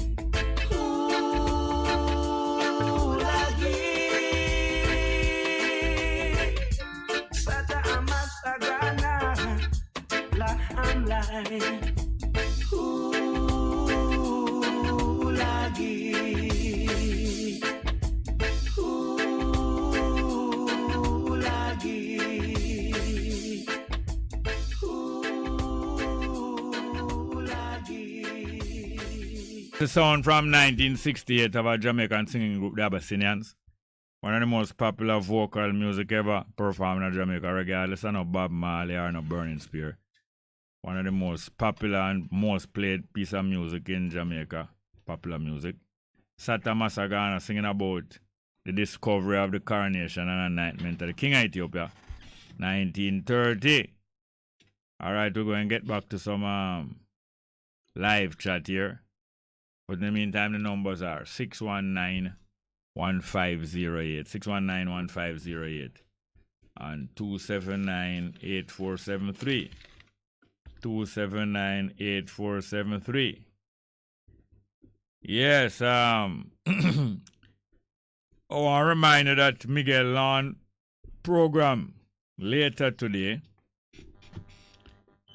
Miguel Lawn program later today. He will be repeating the interview that he did last week with Mayas, the grandson of Haile Selassie, which is very interesting. We have our next call here. All right, let's get back to the telephone. Good morning and welcome to the program. Good morning, Mr. Small. Breaking news out of the Supreme Court. Yeah. You remember the man, the boy who killed the MP out of Portland, eh? The boy will kill the MP, yes, some homosexual killing. Thank you, sir. Yeah. Well, he was in court this morning for the case. Yeah. And when them ready for him, them can't find him. Where he was? In custody? Yeah, he was supposed to schedule for the court this morning. So they went for him. And now they want him in the court. And all of a sudden him disappear. Disappear from where? In the courthouse. Nobody don't know where he gone. They had him at the courthouse in custody? Yes, sir. Then them never have him on a gun point. I don't know what is happening, Jerry, but Bangarang in the court, you will hear it later. Bangarang. This country is so corrupt. Yeah, but you know, saying the prison system, you know, all about you have a network of the same is a homosexual killing, you know. What the doctor did name a PNP. What name doctor what? I don't remember him name. Doctor from Portland, yes. Is the same seat that Darrell Vaz wife have now? No, I think it's a seat where them sit down on them bottom and do what them do. I don't know if she do that. Jerry, let me leave you with this. Wow. If the Jamaican people ever know how powerful the LGBT group is in Jamaica system right now, they will run to live in the hills. If the Jamaican people know them will run from LGBT, no man, Jamaican people now run from LGBT, man. Now when I say the Jamaican people, if them know how powerful the LGBT is in this country, they will run and live in the hills. Who would run and live in the hills? The average Jamaican. No, Jamaican now go run from the LGBT and go live in the hills. No, that is what they would have like. Jamaica people now run from LGBT and go live in the hills. No. Jerry, so let me tell you something. No, them would have to run and go live at Sodom and Gomorrah. Yeah, yes, Jerry. Yeah. I'll call you back later, but I'll leave you with it. Yeah. You know, so I'm ready for going on the street, got dead for Jamaica, though. That is a kind of wild talk. Explain more. Yeah. Now, when I say I'm going in Jamaica, especially what is to come, and when I see them I do with all the pension money and the NIS and the NHT, we're ready for dead right now to defend that. No, yes, why you just repeat the same wild talk? You're not explaining nothing to people. And if people decide, say, boy, with all we are going ready for dead now and just talk, you're coming like a hysteria. We're going up over Berlin. And then what about people catch people and talk damn blasted foolishness and start talking at tongues and start grind up them teeth and flutter them leg off and them tights under them uniform. Same way. We don't know idiot business. We don't want no spirit, no idiot spirit possession around here or no demon. Because that idiot talk them man. Yeah, me come explain myself later, Jerry. Yes, but we don't want no hysteria, no cult, no hysteria, no más thing. And that Babylon want to shoot. That's what Babylon want to shoot down by the hundreds. Babylon must be in fear. We must be in fear. So no mass hysteria, No giving away of life. Nothing of the sort. No demon possession. You laugh. No, we don't use this. No, this program must not be used as a platform for no idiot argument. No idiot argument. No, pull the plug, please. No demon possession. No mass hysteria. Nothing of the sort.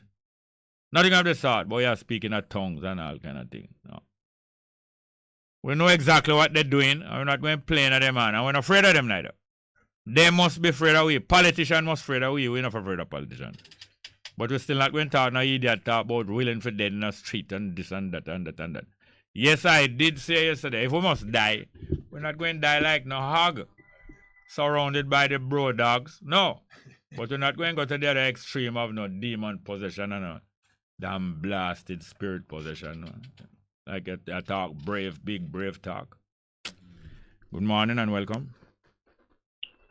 Yes, sir. Greetings. Welcome. Wagwan. No bad. Not Toronto as usual. Yeah, man. Wagwan. Come on. That much, boss. You want to something happened 1952. 1952? Yeah? Yeah, man. What that? Yep. What that? That's the day me born. What happened 1952? I born that day. Yes, yes. Yeah, so, you know, so me have sent here today. Oh, it's today's your birthday, oh. Oh. Yeah, man. I understand. So you're 70 today? I am the man.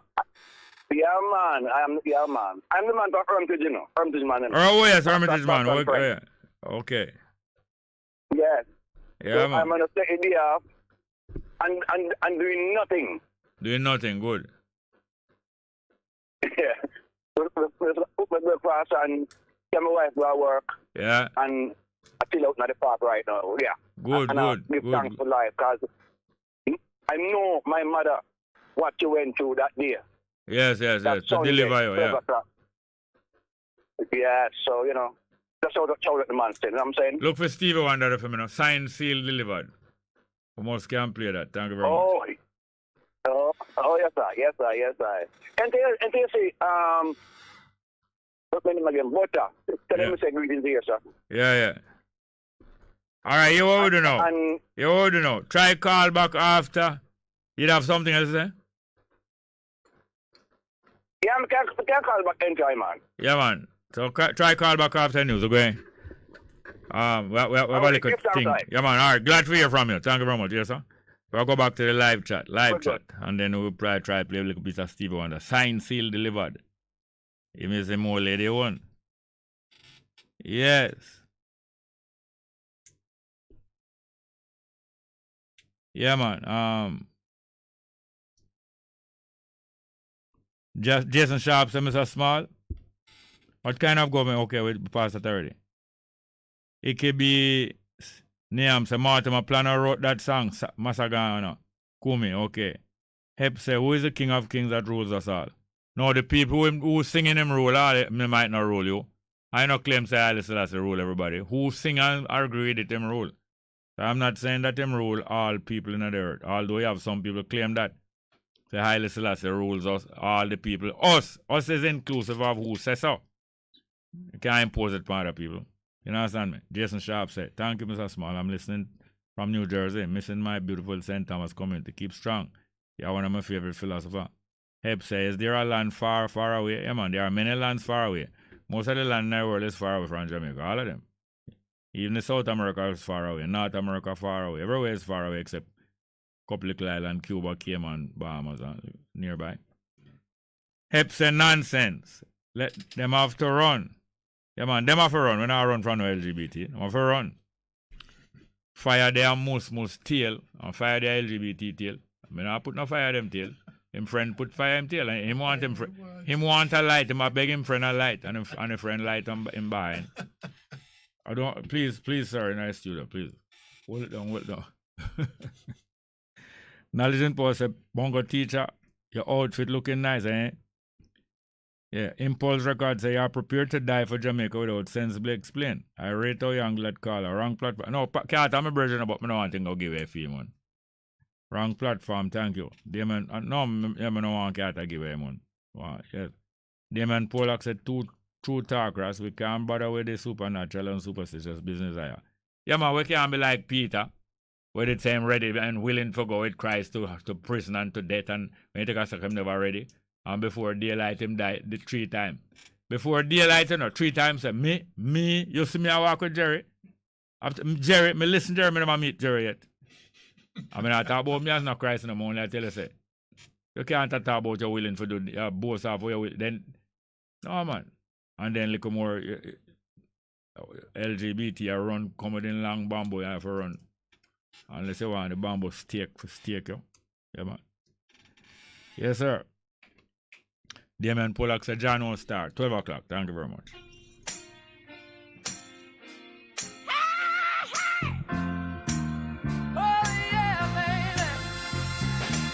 Like a fool, I went and stayed too long. I'm wondering if your love's still strong. Ooh, baby, here I am, signed, sealed, delivered, I'm yours. Then that time I went and said goodbye. Now I'm back and not ashamed to cry. Ooh, baby, here I am, signed, sealed, delivered, I'm yours. Here I am, baby. Oh, you got my future in your hand.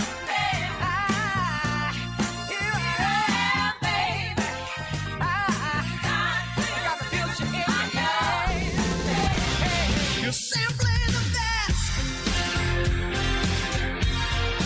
Better than all the rest. Better than anyone. Anyone I've ever met. You're simply the best. Bess FM 100 on your dial. Keep listening. Good day, I'm Anthony Morgan with JIS Midday News for Wednesday, November 2. Coming up, Tropical Storm Ian causes $889 million in road damage, funds earmarked for rural and secondary road repairs island-wide, and country in the midst of the flu season. The news in detail after the break.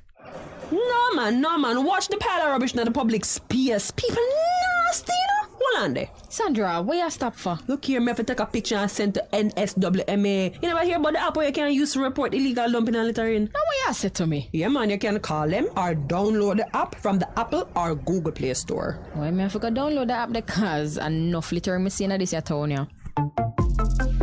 Report littering or illegal dumping in public spaces to the National Solid Waste Management Authority. Call 876-448-3220 or download the NSWMA app to report illegal dumping and littering.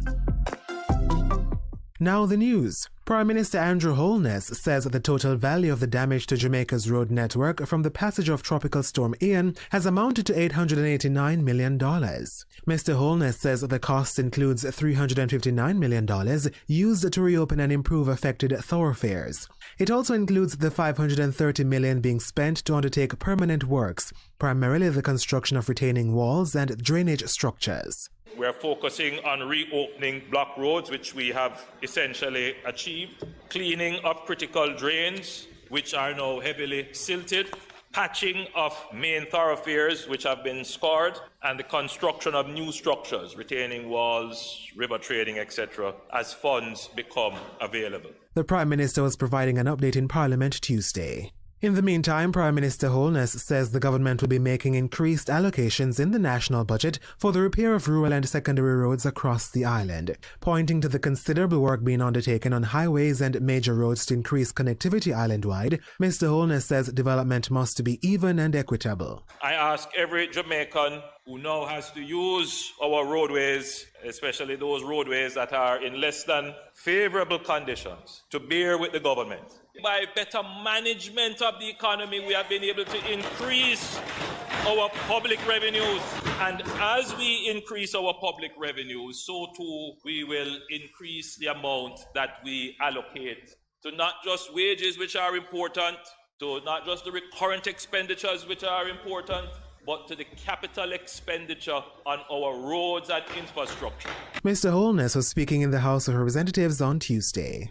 Minister of Health and Wellness Dr. Christopher Tufton has confirmed that Jamaica is now in the midst of an influenza season. He says the ministry's epidemiological surveillance system has shown that the severe acute respiratory illness, SARI, has passed the seasonal threshold. In the 4 weeks from September 25th to October 22nd, the number of SARI admissions increased from 4 to 19, which represents a more than 400% increase in the reported admissions at the Centennial sites. The increased SARI admissions are mainly among children, and in particular children younger than 6 months old and those 2 to 4 years old. Dr. Tufton was providing an update in the House of Representatives on Tuesday.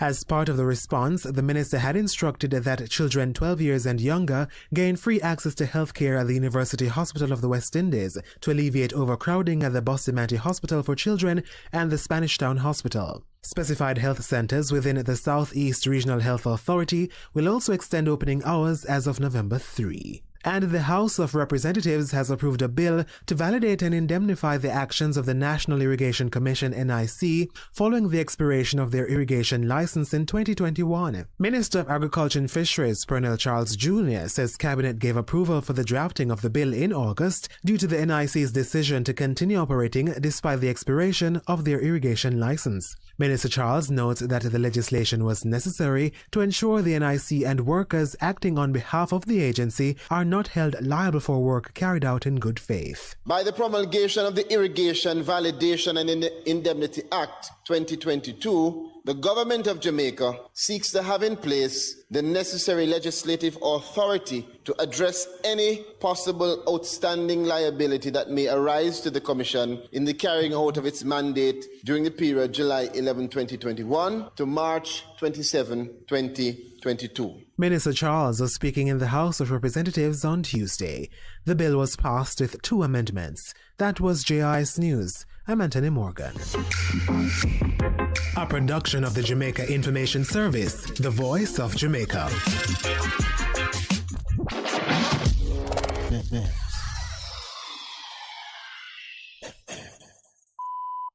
Welcome to OS with James Reynolds, live from the BBC in London. When is it okay to change your mind? I only ask because the new UK Prime Minister, Rishi Sunak, has said that he will now be going to the UN COP27 Climate Change Summit in Egypt in a few days' time. He had said that he would be too busy to go. Brazil's new president-elect, Lula, is also expected to show up. So discussions about the future of the Amazon will involve the political leader who has promised to protect Brazil's part of the rainforest. In environment news, there's also a new report out by the World Meteorological Office called The State of the Climate. Here in Europe, it finds that temperatures on this continent have increased at more than twice the global average over the past 30 years. That's the highest of any continent in the world. We will look in depth at the UN summit coming up and speak to our climate reporter. Hello, I'm Moira Alderson with the BBC News. The UN says Europe has witnessed the fastest temperature rise among the continents over the last 3 decades.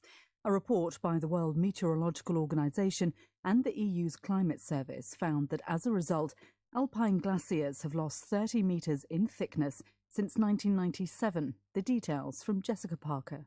The report finds that climate events in Europe led to hundreds of deaths in 2021 alone, as the continent experiences extreme weather like heat waves.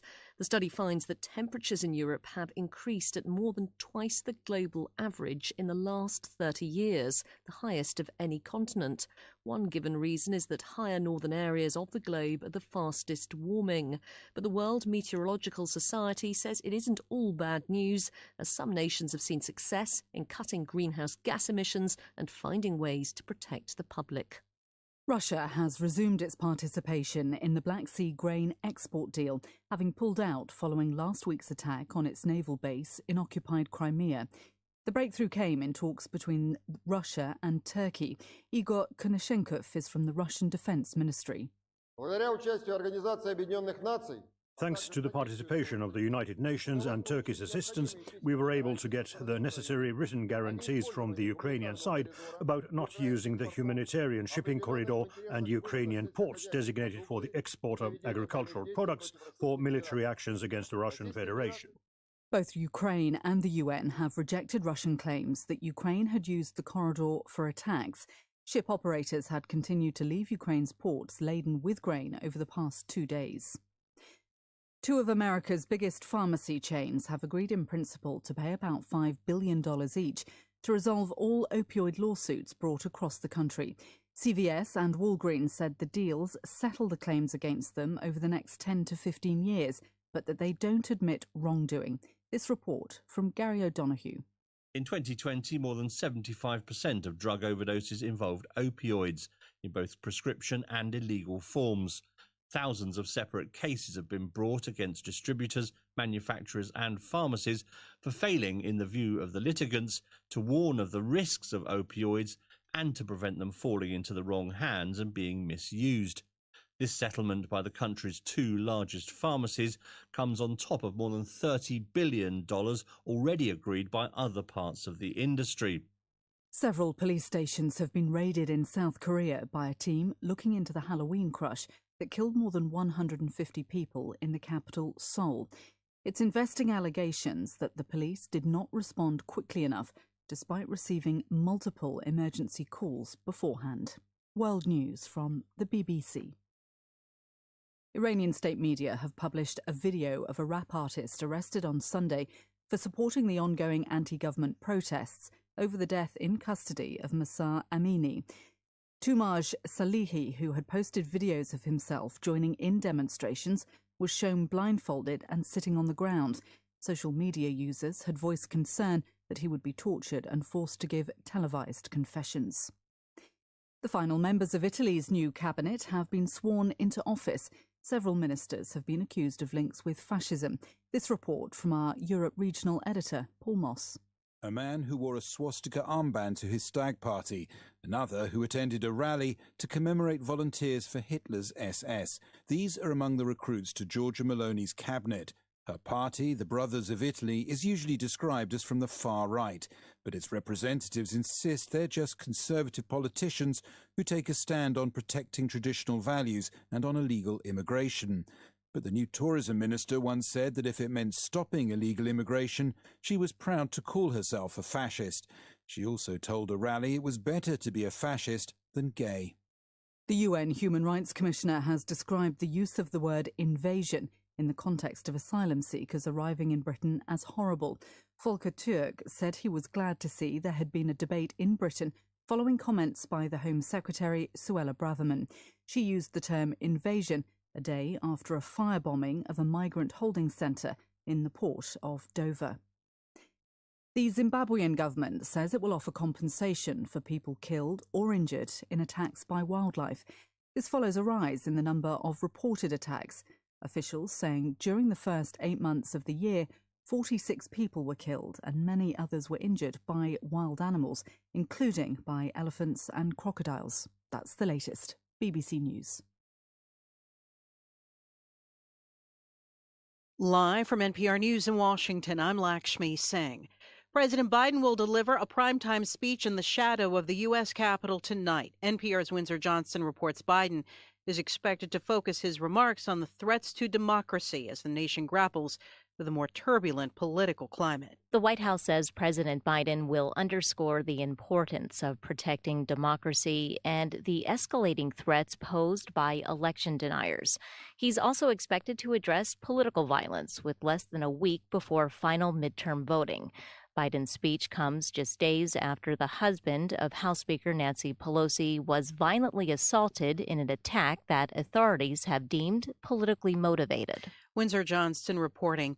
U.S. Capitol Police surveillance cameras caught last week's break-in at the home of Speaker of the House Nancy Pelosi, according to a source who has been briefed on the investigation. The Washington Post first reported that the cameras recorded the break-in. NPR has also learned that San Francisco police stopped having a car outside the Pelosi home 24/7, which had been the case following the January 6th attack on the Capitol last year. In Iran, leaders continue to try to portray ongoing anti-government demonstrations as a plot hatched by the United States and other Western powers. Here's NPR's Peter Kenyon. Supreme Leader Ayatollah Ali Khamenei says, quote, American officials who support the protests are shameless. He added, those who think the U.S. is an untouchable power are wrong. It is completely vulnerable. Iran's parliament speaker says the protesters would not encourage warmongers and terrorists. The demonstrations began to protest the death of 22-year-old Mahsa Amini, but protesters soon began to chant, death to the dictator, a reference to Khamenei. The demonstrations have continued despite warnings of an even more violent crackdown by Iranian security forces. Rights groups say more than 12,000 people have been arrested since the protests began in September. Peter Kenyon, NPR News, Istanbul. Turkey's President Recep Tayyip Erdogan says Russia's rejoining a deal brokered by the UN and Turkey to allow safe passage of ships hauling grain from Ukrainian ports along the Black Sea. Here's NPR's Charles Maines. In a statement, Russia's defense ministry said it had agreed to renew its participation in the grain deal after the UN and Turkey secured written assurances from Ukraine that shipping corridors would not be used for military purposes. Russia previously said it was suspending its role in the grain deal following what it says was a mass drone attack on Russia's Black Sea fleet over the weekend. Russia has accused Ukraine of using the UN humanitarian corridors to launch the assault, a charge Kyiv has denied. In talks with Erdogan yesterday, Russian President Vladimir Putin insisted he wanted extra security guarantees from Kyiv, as well as a thorough investigation into the Black Sea fleet attack before Russia would re-enter the deal. Charles Maines, NPR News, Moscow. The Nasdaq is down nearly 1% or 105 points at 10,785. This is NPR. The Biden administration accuses North Korea of shipping artillery shells to Russia for its war in Ukraine. White House National Security Council spokesman John Kirby says U.S. intel indicates the Kim Jong-un regime is funneling the shipments through other countries in the Middle East or North Africa. Kirby says the U.S. is monitoring whether the shipments are received. He also says the supplies won't change the course of the war in Ukraine, where local forces with Allied support have been regaining ground Russian invaders seized earlier in the invasion. Search operations continued in western India today following last weekend's collapse of a pedestrian bridge. More than 130 people were killed. Sushmita Pathak reports more details are emerging about what may have caused the horrific accident. Authorities say the cables that were holding up the suspension footbridge were rusted. A police officer investigating the tragedy said that the contractors who had repaired the bridge were not qualified engineers, Indian media reported. The bridge had reopened after repairs just a few days before the accident. A private firm known for making wall clocks had been in charge of the renovation. Police have arrested 2 managers of that company and 7 others. Prime Minister Narendra Modi, who visited the site on Tuesday, has called for a detailed and impartial inquiry.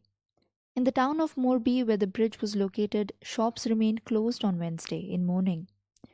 For NPR News, I'm Sushmita Pathak. U.S. stocks are trading lower this hour. The Dow is down 47 points at 32,604. It's NPR. Hi, I'm Daniel Alarcón, host of NPR's Spanish-language podcast, Radio Ambulante. This season, Superman flies to Chile for some real-life heroics. A very strange dog becomes front-page news in Peru. Mexican activists infiltrate an Austrian museum to tell the story of a controversial artifact, and much, much more. New episodes every Tuesday starting September 20th. Available wherever you get your podcasts. A difference you can hear. Bess FM 100 on your dial. Keep listening. Come in, my DJ, and give the people the information. Hear this: before a hurricane come, you have to go through a list of things where you need and things where have to fix, like your roof, your doors and your window them. Buy your nails, hooks and fasteners and fix them. Get your hammer, your pliers, your rope and your wire. Stack up with ply and a whole heap of lumber. Plastic tarpaulin and plastic bag. Kerosene oil stove and a coal stove. Kerosene lamp, matches and candle. Yo, trim the tree them and clean the drains. As for you prepare before a hurricane. Be prepared. Prevention is better than cure. Better listen to ADPEM. A message from the Office of Disaster Preparedness and Emergency Management.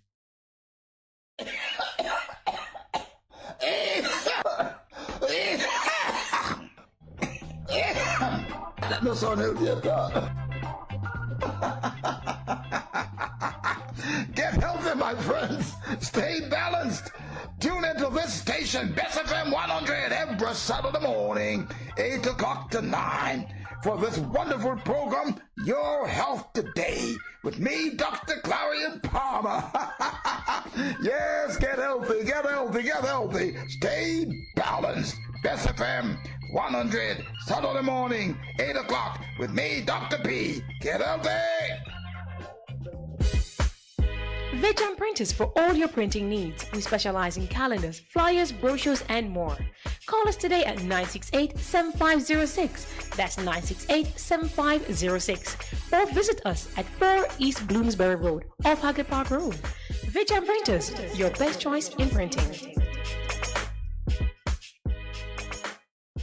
It's good, it's better, but nothing beats. And during the few moments that we have left, we want to have just an off-the-cuff chat between you and me, us. We want to talk right down to earth in a language that everybody here can easily understand. We all agree tonight, all of the speakers have agreed that America has a very serious problem. Not only does America have a very serious problem, but our people have a very serious problem. America's problem is us. We're her problem. The only reason she has a problem is she doesn't want us here. And every time you look at yourself, be you black, brown, red, or yellow, a so-called Negro, you represent a person who poses. I have just an off-the-cuff chat between you and me, us. We want to talk right down to earth in a language that everybody here can easily understand. We all agree tonight, all of the speakers have agreed that America has a very serious problem. Not only does America have a very serious problem, but our people have a very serious problem. America's problem is us. We're her problem. The only reason she has a problem is she doesn't want us here. And every time you look at yourself, be you black, brown, red, or yellow, a so-called Negro, you represent a person who poses such a serious problem for America because you're not one. Once you face this as a fact, then you can start plotting a course that will make you appear intelligent instead of unintelligent. What you and I need to do is learn to forget our differences. When we come together, we don't come together as Baptists or Methodists.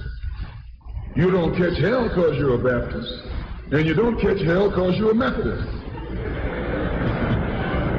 You don't catch hell because you're a Methodist or a Baptist. You don't catch hell because you're a Democrat or a Republican. You don't catch hell because you're a Mason or an elf. And you sure don't catch hell because you're an American, because if you was an American, you wouldn't catch no hell. You catch hell because you're a black man. You catch hell, all of us catch hell for the same reason. So we are all black people, so-called Negroes, second-class citizens, ex-slaves. You are nothing but an ex-slave. You don't like to be told that. But what else are you? You are ex-slave. You didn't come here on the Mayflower. You came here in a slave ship, in chains, like a horse or a cow or a chicken. And you were brought here by the people who came here on the Mayflower. You were brought here by the so-called pilgrims or founding fathers. They were the ones who brought you here. We have a common enemy. We have this in common. We have a common oppressor, a common exploiter, and a common discriminator. So once we all realize that we have this common enemy, then we unite on the basis of what we have in common. And what we have foremost in common is that enemy, the white man. He's an enemy to all of us. I know some of you all think that some of them aren't enemies. Time will tell. In Bandung, back in, I think, 1954, was the first unity meeting in centuries of black people.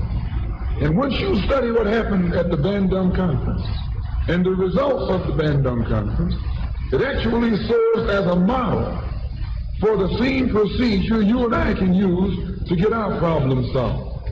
At Bandung, all the nations came together, nations from Africa and Asia. Some of them were Buddhists, some of them were Muslim, some of them were Christians, some of them were Confucianists, some were atheists. Despite their religious differences, they came together. Some were communists, some were socialists, some were capitalists. Despite their economic and political differences, they came together. All of them were black, brown, red, or yellow. The number one thing that was not allowed to attend the Bandung Conference was the white man. He couldn't come. Once they excluded the white man, they found that they could get together. Once they kept him out, everybody else fell right in and fell in line. This is the thing that you and I have to understand. And these people who came together didn't have nuclear weapons. They didn't have jet planes. They didn't have all of the heavy armaments that the white man has. But they had unity. They were able to submerge their little petty differences and agree on one thing, that though one African came from Kenya and was being colonized by the Englishmen, and another African came from the Congo and was being colonized by the Belgians, and another African came from Guinea and was being colonized by the French, and another came from Angola and was being colonized by the Portuguese. When they came to the Bandung Conference, they looked at the Portuguese and at the Frenchmen and at the Englishmen and at the other Dutchmen and learn or realize that the one thing that all of them had in common, they were all from Europe. They were all Europeans, blonde, blue-eyed, and white-skinned. They began to recognize who their enemy was. The same man that was colonizing our people in Kenya was colonizing our people in the Congo. The same one in the Congo was colonizing our people in South Africa and in southern Rhodesia and in Burma and in India and in Afghanistan and in Pakistan. They realized all over the world where a dark man was being oppressed, he was being oppressed by the white man. Where the dark man was being exploited, he was being exploited by the white man. So they got together under this basis, that they had a common enemy. And when you and I here in Detroit and in Michigan and in America, who have been awakened today, look around us, we too realize here in America, we all have a common enemy. Whether he's in Georgia or Michigan, whether he's in California or New York, he's the same man. Blue eyes and blonde hair and pale skin. Same man.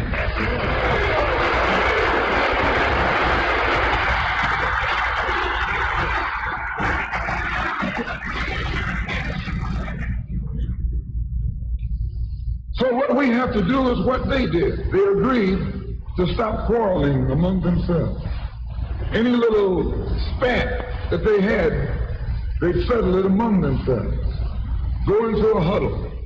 Don't let the enemy know that you got a disagreement. Instead of us airing our differences in public, we have to realize we're all the same family. And when you have a family squabble, you don't get out on the sidewalk.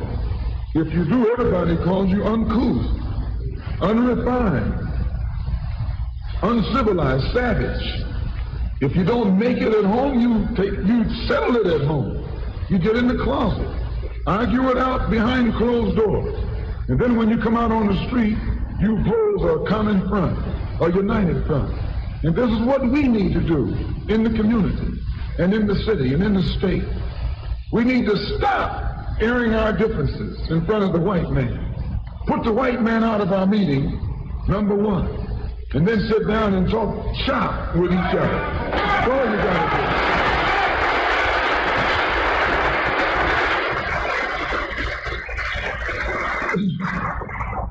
I would like to make a few comments concerning the difference between the Black Revolution and the Negro Revolution. There's a difference. Are they both the same? And if they're not, what is the difference? What is the difference between a Black Revolution and a Negro Revolution?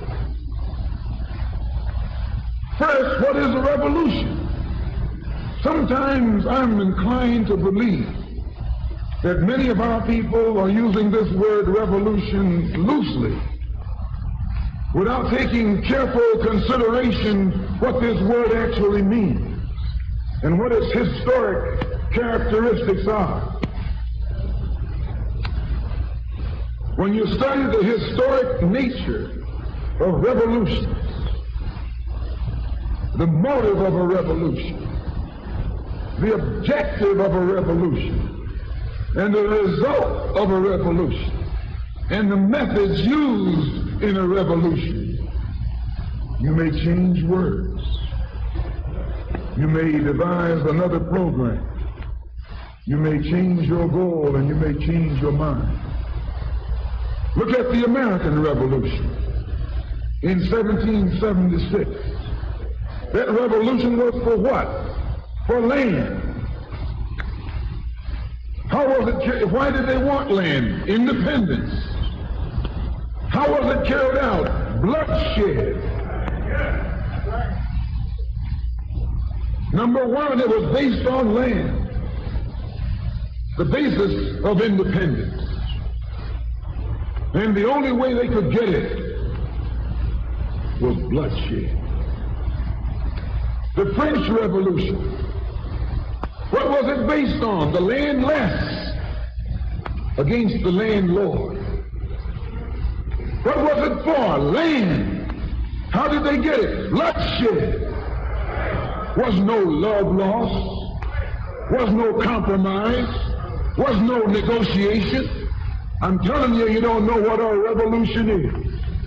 Because when you find out what it is, you'll get back in the alley. You'll get out of the way.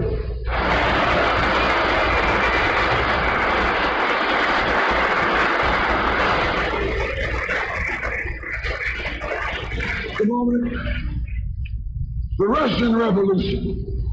What was it based on? Land. The landless against the landlord. How did they bring it about? Bloodshed. You haven't got a revolution that doesn't involve bloodshed. And you're afraid to bleed. I said you're afraid to bleed. Long as the white man sent you to Korea, you bled. He sent you to Germany, you bled. He sent you to the South Pacific to fight the Japanese, you bled. You bleed for white people. But when it comes time to seeing your own churches being bombed and little black girls murdered, you haven't got no blood.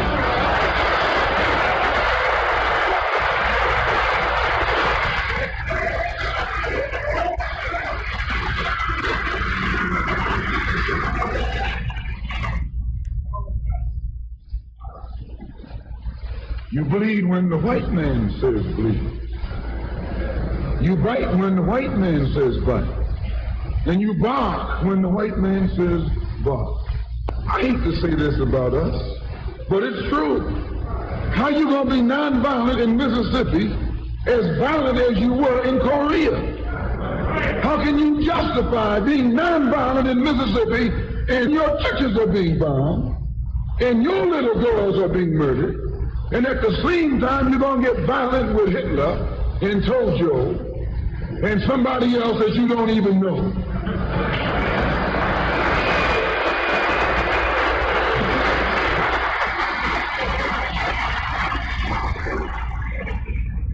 If violence is wrong in America, violence is wrong abroad.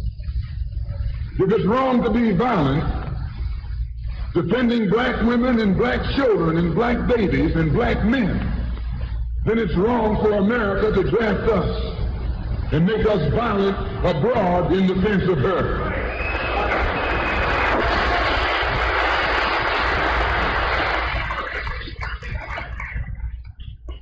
And if it is right for America to draft us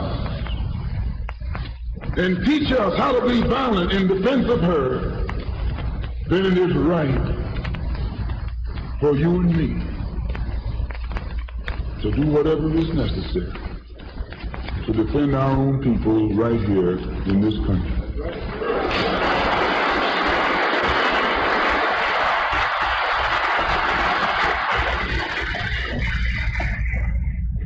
The Chinese Revolution, they wanted land. They threw the British out, along with the Uncle Tom's Chinese. Yeah, they did. They set a good example. When I was in prison, I read an article, and don't be shocked when I say I was in prison. You're still in prison.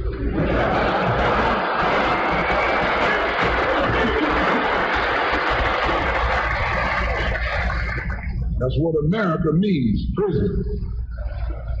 When I was in prison, I read an article in Life magazine showing a little Chinese girl, 9 years old.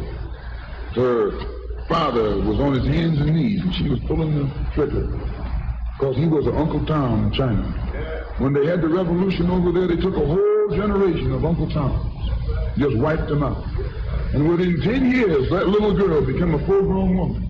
No more Toms in China.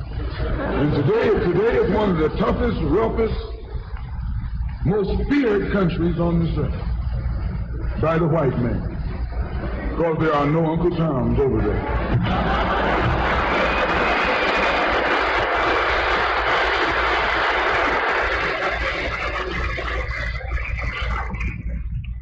Of all our studies, history is best qualified to reward all research. And when you see that you got problems, all you have to do is examine the historic method used all over the world by others who had problems similar to yours. And once you see how they got theirs straight, then you know how you can get yours straight. Please. There's been a revolution, a black revolution going on in Africa.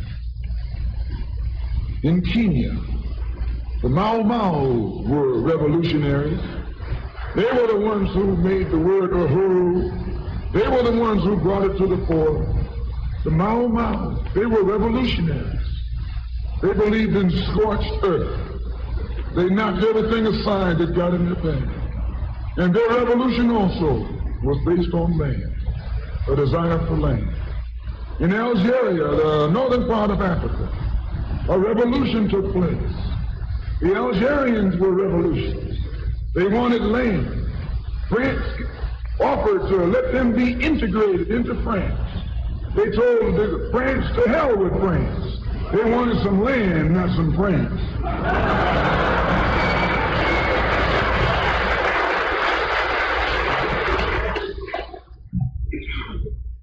And they engaged in a bloody battle. So I cite these various revolutions, brothers and sisters, to show you, you don't have a peaceful revolution. You don't have a turn the other cheek revolution. There's no such thing as a nonviolent revolution. Only kind of revolution that's nonviolent is the Negro Revolution.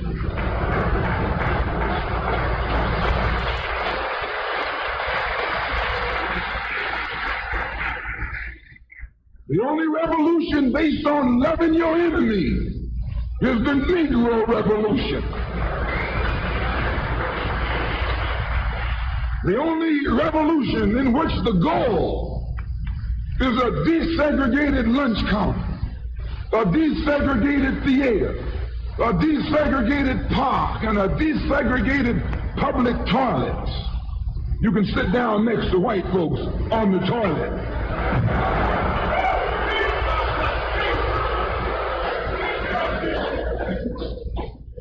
That's no revolution. Revolution is based on land. Land is the basis of all independence. Land is the basis of freedom, justice, and equality The white man knows what a revolution is. He knows that the black revolution is worldwide, in scope and in nature. The black revolution is sweeping Asia, sweeping Africa. It's rearing its head in Latin America. The Cuban Revolution, that's a revolution. They overturned the system.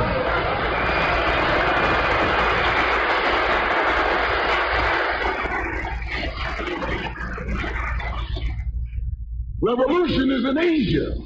Revolution is in Africa. And the white man is screaming because he sees revolution in Latin America.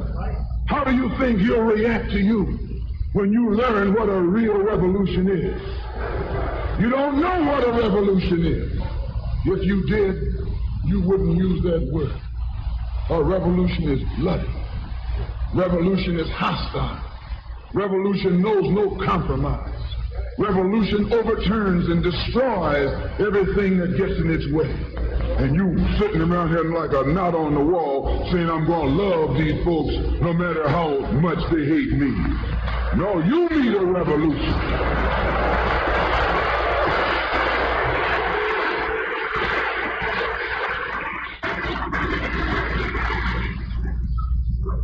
Who ever heard of a revolution where they lock arms, as Reverend Cleage was pointing out beautifully, singing, we shall overcome?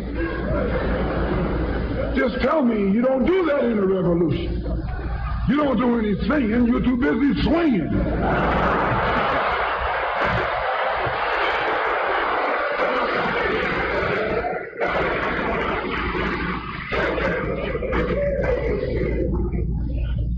It's based on land.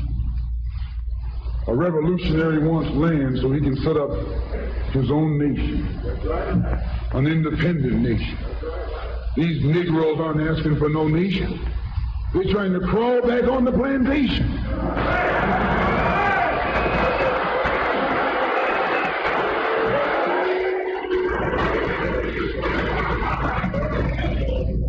When you want a nation, that's called nationalism.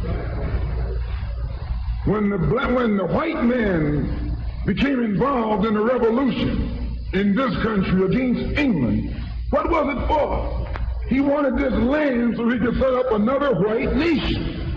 That's white nationalism. The American Revolution was white nationalism. The French Revolution was white nationalism. The Russian Revolution, too, yes, it was white nationalism. You don't think so? Why you think Khrushchev and Mao can't get their heads together? White nationalism. All the revolutions that's going on in Asia and Africa today are based on what?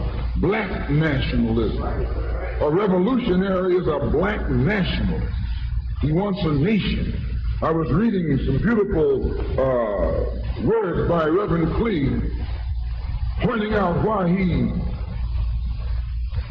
couldn't get together with someone else here in the city.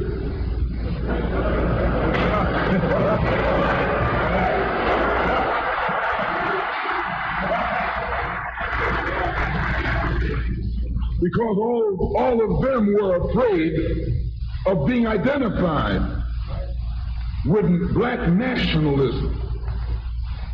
If you're afraid of black nationalism, you're afraid of revolution. And if you love revolution, you love black nationalism.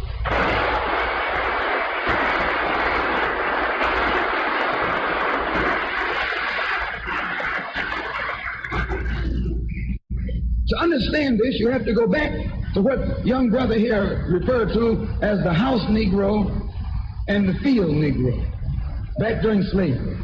There was two kinds of slaves. There was the house Negro and the field Negro. The house Negro, they lived in the house with master.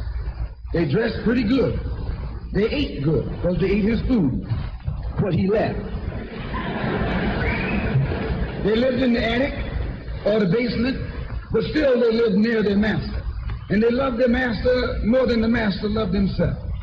They would give their life to save their master's house quicker than the master would. The house Negro, if the master said, we got a good house here, the house Negro say, yeah, we got a good house here. Whenever the master said we, he said we. That's how you can tell a house Negro. If the master's house caught on fire, the house Negro would fight harder to put the blaze out than the master would. If the master got sick, the house Negro would say, what's the matter, boss? We sick. We sick.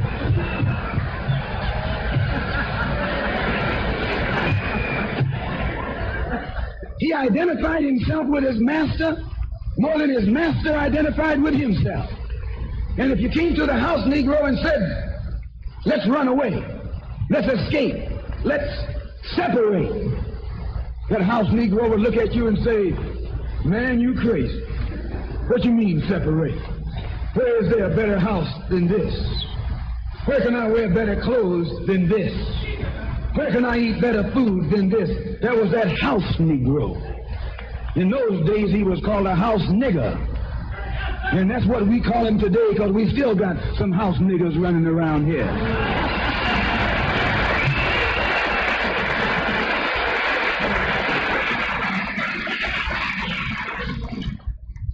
This modern house Negro loves his master. He wants to live near him. He'll pay 3 times as much as the house is worth just to live near his master. And then brag about, I'm the only Negro out here.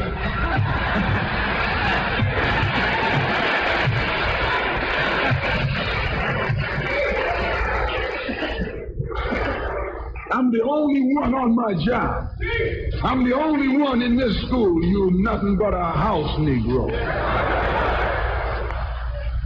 And if someone come to you right now and say, let's separate, you say the same thing that the house Negro said on the plantation.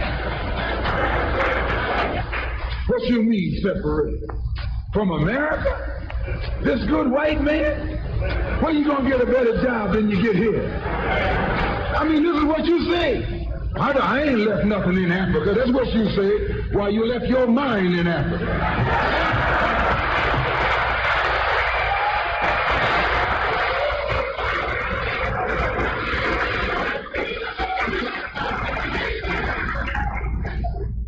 On that same plantation, there was the field Negro. The field Negro, those were the masses. There was always more Negroes in the field than there was Negroes in the house. The Negro in the field caught hell. He ate leftovers. In the house, they ate high up on the hog. The Negro in the field didn't get nothing but what was left of the insides of the hog. They call them chitlins nowadays. In those days, they call them what they were, guts. That's what you were, a gut eater. And some of you all still gut eaters.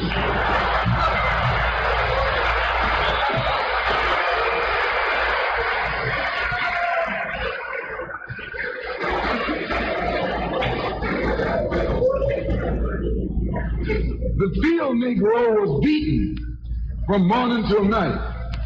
He lived in a shack, in a hut. He wore cast-off clothes. And he hated his master. I say he hated his master. He was intelligent.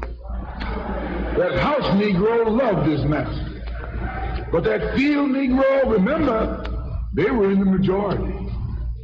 And they hated the master. When the house caught on fire, he didn't try and put it out. That field Negro prayed for a wind. Please. When the master got sick, the field Negro prayed that he died.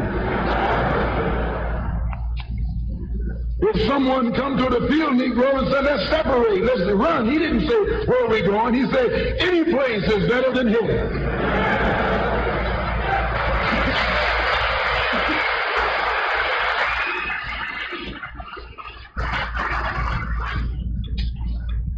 You got field Negroes in America today. I'm a field Negro. The masses are the field Negroes. When they see this man's house on fire, you don't hear these little Negroes talking about our government is in trouble. They say the government is in trouble.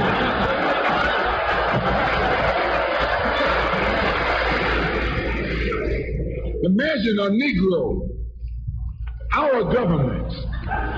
I even heard one say our astronauts. They won't even let him near the plant. And our astronauts, our Navy, that's a Negro that's out of his mind. That's a Negro that's out of his mind. Just as the slave master in that day used Tom, the house Negro, to keep the field Negroes in check, the same old slave master today has Negroes who are nothing but modern Uncle Toms, 20th century Uncle Toms, to keep you and me in check, keep us under control, keep us passive and peaceful in nonviolence. That's Tom making you nonviolent. It's like when you go to the dentist and the man is going to take your tooth. You're going to fight him when he starts pulling. So they squirt some stuff in your jaw called Novocaine to make you think they're not doing anything to you. So you sit there and because you got all that Novocaine in your jaw, you suffer peacefully.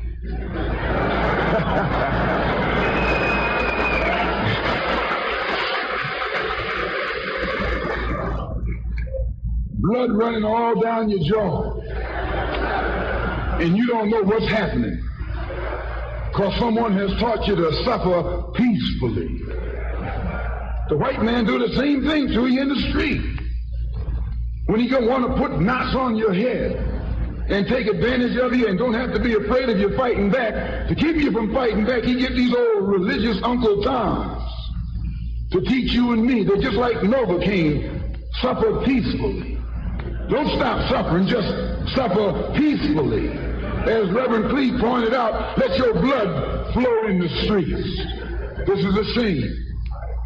And you know he's a Christian preacher. If it's a shame to him, you know what it is to me.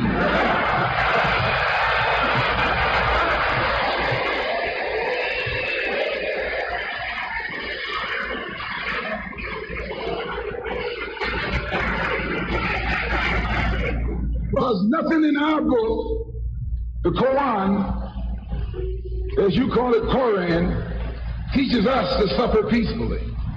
Our religion teaches us to be intelligent, be peaceful, be courteous, obey the law, respect everyone. But if someone puts his hand on you, send them to the cemetery.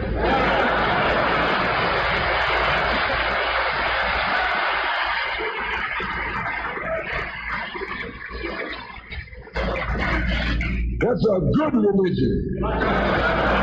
In fact, that's that all-time religion.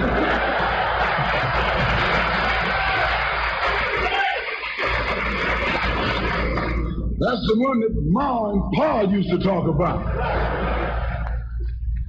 An eye for an eye, and a tooth for a tooth, and a head for a head, and a life for a life.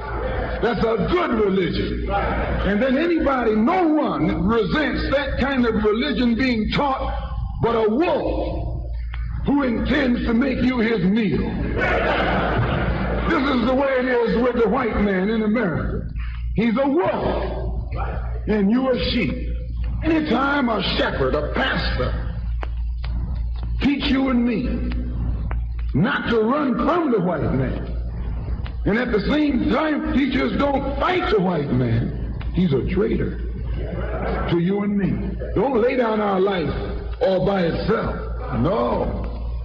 Preserve your life. It's the best thing you got. And if you got to give it up, let it be even Stephen.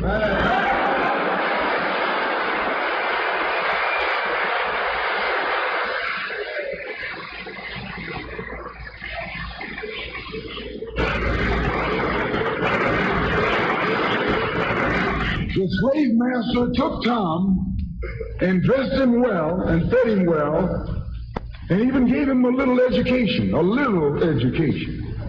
Gave him a long coat and a top hat, and made all the other slaves look up to him. Then he used Tom to control them. The same strategy that was used in those days is used today by the same white man. He take a Negro, so-called Negro, and make him prominent, build him up, publicize him, make him a celebrity, and then he becomes a spokesman for Negroes and a Negro leader.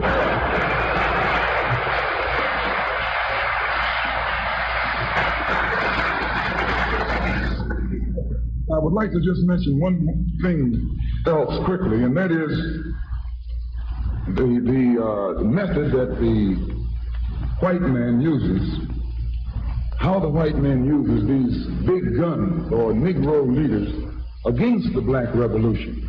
They're not a part of the black revolution. They're used against the black revolution. When Martin Luther King failed to desegregate Albany, Georgia, the civil rights struggle in America reached its low point. King became bankrupt almost as a leader. Plus, even financially, the Southern Christian Leadership Conference was in financial trouble. Plus, it was in trouble, period, with the people when they failed to desegregate Albany, Georgia. Other Negro civil rights leaders of so-called national stature became fallen idols. As they became fallen idols, began to lose their prestige and influence, local Negro leaders began to stir up the masses. In Cambridge, Maryland, Gloria Richardson. In Danville, Virginia, and other parts of the country, local leaders began to stir up our people at the grassroots level. This was never done by these Negroes whom you recognize of national stature. They controlled you, but they never incited you or excited you. They controlled you, they contained you, they kept you on the plantation. As soon as King failed in Birmingham, Negroes took to the streets. King got out and went out to California to a big rally and raised about, I don't know how many thousands of dollars. Come to Detroit and had a march and raised some more thousands of dollars. And recall, right after that, Wilkins attacked King, accused King and the Corps of starting trouble everywhere and then making the NAACP get him out of jail and spend a lot of money, and then he accused King and Corps of raising all the money and not paying it back. This happened. I got it in documented evidence in the newspaper. Roy started attacking King, and King started attacking Roy, and Farmer started attacking both of them.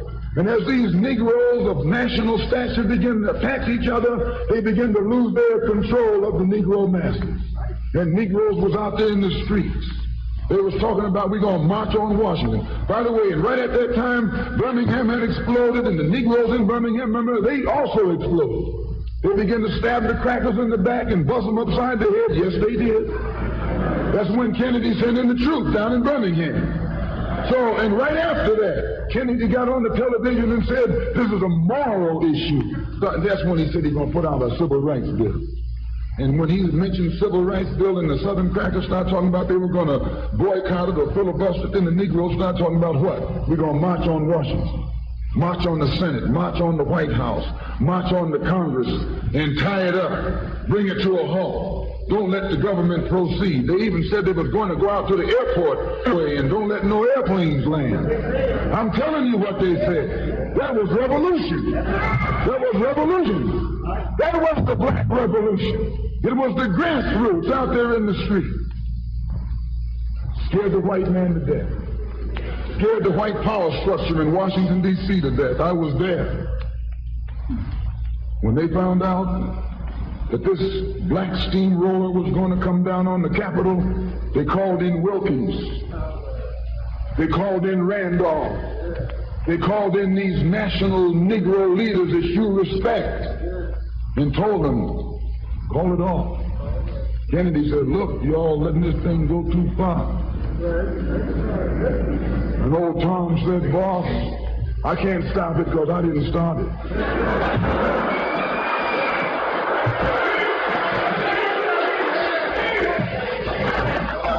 I'm telling you what they said. They said I'm not even in it, much less at the head of it. They said these Negroes are doing things on their own. They're running ahead of us. And that old shrewd fox, he said, well, if you all aren't in it, I'll put you in it. I'll put you at the head of it. I'll endorse it. I'll welcome it. I'll help it. I'll join it. A matter of hours went by. They had a meeting at the Carlisle Hotel in New York City. The Carlisle Hotel is owned by the Kennedy family. That's the hotel Kennedy spent the night at 2 nights ago. Belongs to his family. On their own. They're running ahead of us. And that old shrewd fox, he said, well, if you all aren't in it, I'll put you in it. I'll put you at the head of it. I'll endorse it. I'll welcome it. I'll help it. I'll join it. A matter of hours went by. They had a meeting at the Carlisle Hotel in New York City. The Carlisle Hotel is owned by the Kennedy family. That's the hotel Kennedy spent the night at 2 nights ago. Belongs to his family. A philanthropic society headed by a white man named Stephen Currier called all the top civil rights leaders together at the Carlisle Hotel and told them that by you all fighting each other, you're destroying the civil rights movement. And since you're fighting over money from white liberals, let us set up what's known as the Council for United Civil Rights Leadership. Let's form this council, and all the civil rights organizations will belong to it. And we'll use it for fundraising purposes. Let me show you how tricky the white man is. And as soon as they got it formed, they elected Whitney Young as the chairman. And who you think became the co-chairman? Stephen Currier, the white man. A millionaire. Powell was talking about it down at the Cobo today. This is what he was talking about. Powell knows it happened. Randolph knows it happened. Wilkins knows it happened. King knows it happened. Every one of that so-called Big Six. They know what happened. Once they formed it with the white man over it, he promised them and gave them $800,000 to split up between the Big Six, and told them that after the march was over, they'd give them $700,000 more. $1.5 million split up between the leaders that you've been following, going to jail for, crying crocodile tears for, and there's nothing but Frank James and Jesse James and brothers.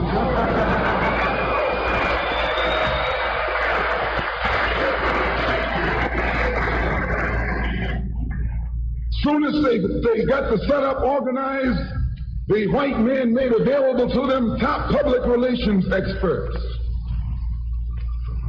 Opened the news media across the country at their disposal. And then they began to project these Big Six as the leaders of the march. Originally, they weren't even in the march. You was talking this march talk on Hastings Street. Is Hastings Street still here? On Hastings Street. You was talking the march talk on Lenox Avenue, and down on, Fillmore Street, and Central Avenue, and 42nd Street, and 63rd Street. That's where the march talk was being talked. But the white men put the Big Six ahead of it, made them the march. They became the march. They took it over. And the first move they made after they took it over, they invited Walter Reuther, a white man. They invited a priest, a rabbi, and an old white preacher. Yes, an old white preacher. The same white element that put Kennedy in power. Labor, the Catholics, the Jews and liberal Protestants. Same clique that put Kennedy in power joined the March on Washington. It's just like when you got some coffee that's too black, which means it's too strong. What you do, you integrate it with cream.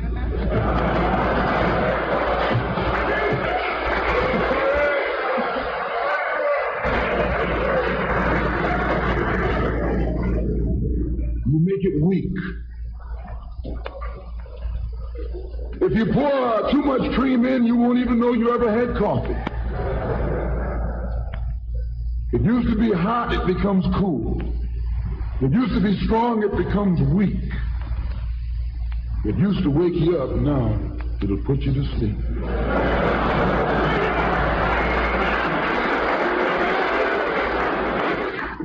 This is what they did with the March on Washington. They joined it. They didn't integrate it, they infiltrated it. They joined it, became a part of it, took it over. And as they took it over, it lost its militancy. They ceased to be angry. They ceased to be hot. They ceased to be uncompromising. Why, it even ceased to be a march. It became a picnic, a circus. Nothing but a circus with clowns and all. You had one right here in Detroit. I saw it on television with clowns leading, white clowns and black clowns. I know you don't like what I'm saying, but I'm going to tell you anyway, because I can prove what I'm saying. If you think I'm telling you wrong, you bring me Martin Luther King and A. Philip Randolph and James Farmer and those other three, and see if they'll deny it over a microphone. No, it was a sellout. It was a takeover. When James Baldwin came in from Paris, they wouldn't let him talk because they couldn't make him go by the script. Burt Lancaster, what the speech that Baldwin was supposed to make, they wouldn't let Baldwin get up there because they know Baldwin's liable to say anything. They controlled it so tight, they told those Negroes what time to hit town, how to come, where to stop, what sign to carry, what song to sing, what speech they could make and what speech they couldn't make, and then told them to get out of town by sundown.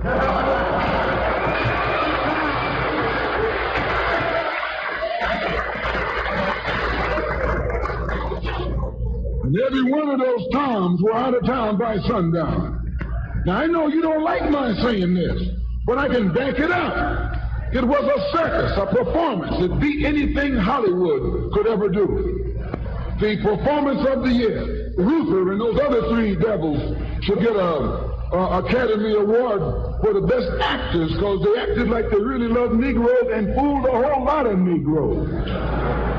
And the 6 Negro leaders should get an award, too, for the best supporting cast.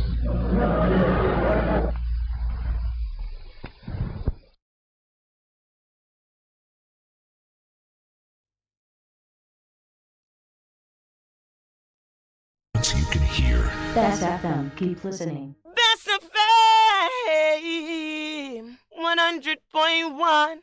100.3, 100.5, 7 and 9. Hey, yeah. Mr. Moderator, Reverend Cleage,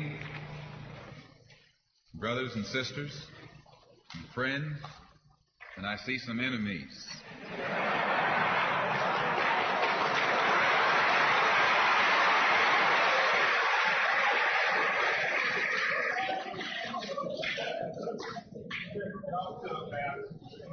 In fact, I think we'd be fooling ourselves if we had an audience this large and didn't realize that there were some enemies present.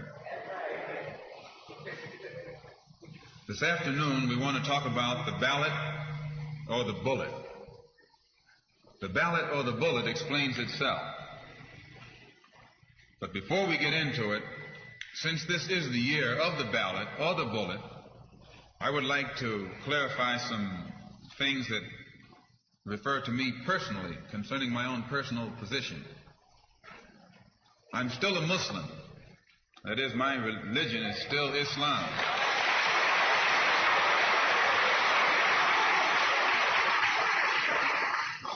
My religion is still Islam. I still credit Mr. Muhammad for what I know and what I am. He's the one who opened my eyes. And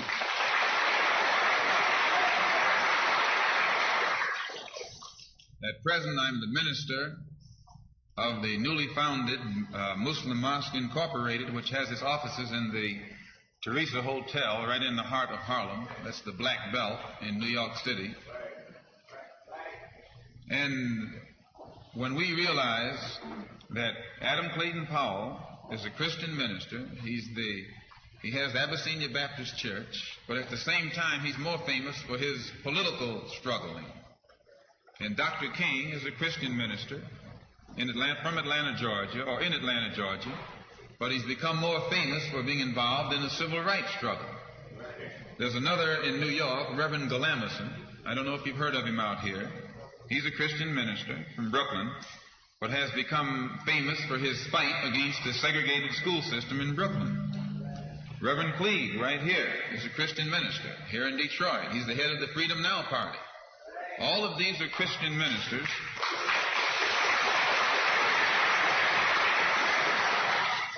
All of these are Christian ministers, but they don't come to us as Christian ministers. They come to us as fighters in some other category. I'm a Muslim minister. The same as they are Christian ministers, I'm a Muslim minister. And I don't believe in fighting today in any one front, but on all fronts.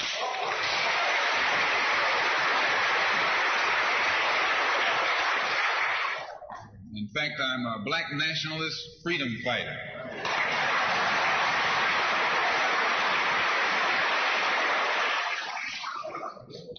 Islam is my religion, but I believe my religion is my personal business.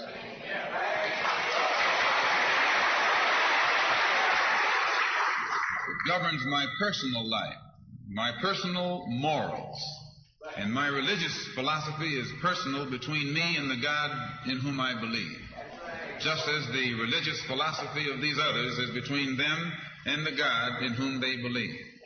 And this is best this way. Were we to come out here discussing religion, we'd have too many differences from the outstart, and we could never get together.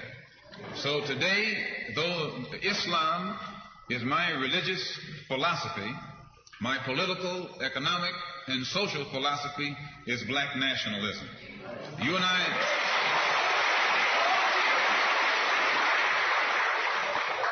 As I say, if we bring up religion, we'll have differences, we'll have arguments, we'll never be able to get together.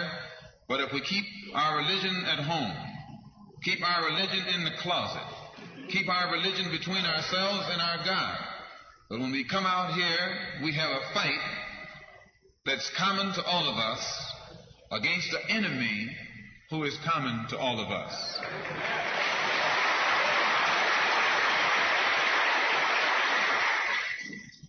The political philosophy of black nationalism only means that the black man should control the politics and the politicians in his own community. The time when white people can come in our community and get us to vote for them so that they can be our political leaders and tell us what to do and what not to do is long gone.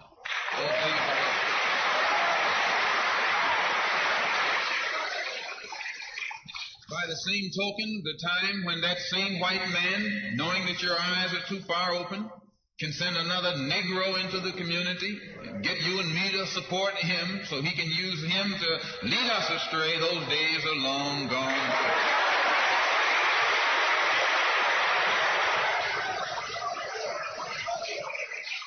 The political philosophy of black nationalism only means that if you and I are going to live in a black community, and that's where we're going to live, because as soon as you move into as soon as you move out of the black community into their community, it's mixed for a period of time, but they're gone, and you're right there all by yourself.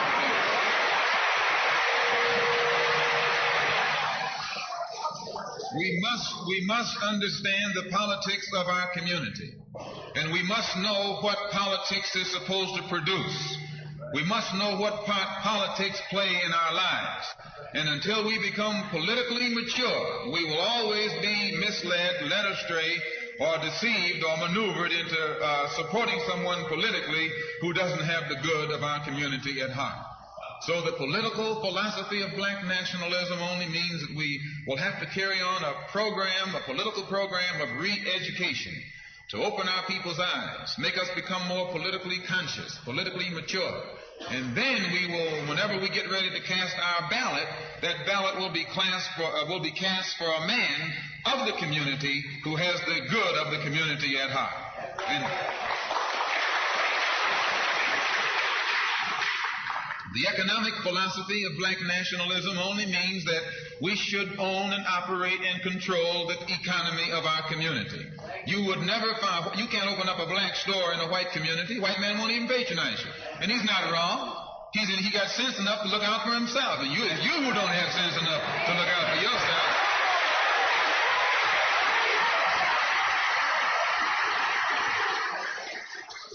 The white man is too intelligent to let someone else come and gain control of the economy of his community.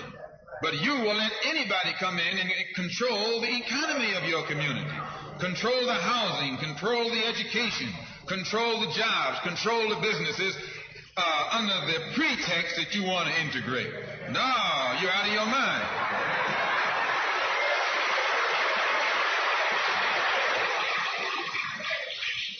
The economic philosophy of black nationalism only means that we have to become involved in a program of re-education to educate our people into the importance of knowing that when you spend your dollar out of the community in which you live, the community in which you spend your money becomes richer and richer. The community out of which you take your money becomes poorer and poorer. And because these Negroes who have been misled, misguided, are breaking their necks to take their money and spend it with the man. The man is becoming richer and richer, and you're becoming poorer and poorer. And then what happens? The community in which you live becomes a slum. It becomes a ghetto. The conditions become run down. And then you have the audacity to complain about poor housing in a run-down community.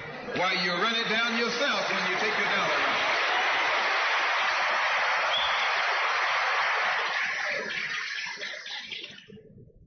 And you and I are in a double trap, because not only do we lose by taking our money someplace else and spending it, when we try and spend it in our own community, we're trapped because we haven't had sense enough to set up stores and control the businesses of our community. The man who's controlling the stores in our community is a man who doesn't look like we do. He's a man who doesn't even live in the community. So you and I, even when we try and spend our money in the block where we live or the area where we live, we're spending it with a man who, when the sun goes down, takes that basket full of money in another part of the town.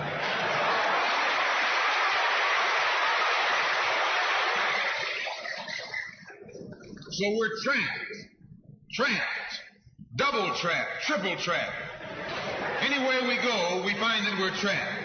And every kind of solution that someone comes up with is just another trap. But the political and economic philosophy of black nationalism, the economic philosophy of black nationalism shows our people the importance of setting up these little stores and developing them and expanding them into larger operations. Woolworth didn't start out big like they are today. They started out with a dime store and expanded and expanded and expanded until today they're all over the country and all over the world, and they're getting some of everybody's money. Now this, what you and I in General Motors, the same way, didn't start out like it is. It started out just a little rat race type operation, and it expanded and expanded until today is where it is right now. And you and I have to make a start. And the best place to start is right in the community where we live.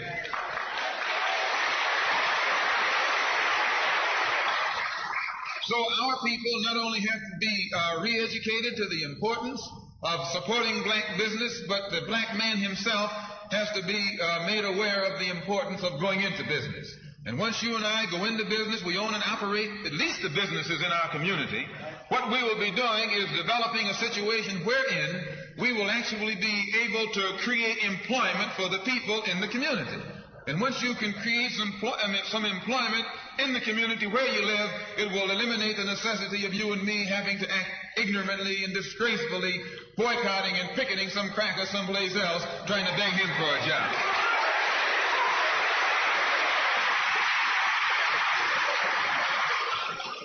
Anytime you have to rely upon your enemy for a job, you're in bad shape.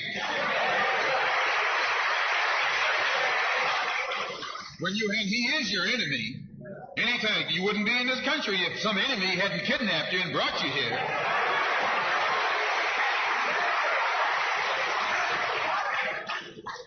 On the other hand, some of you think you came here on the Mayflower.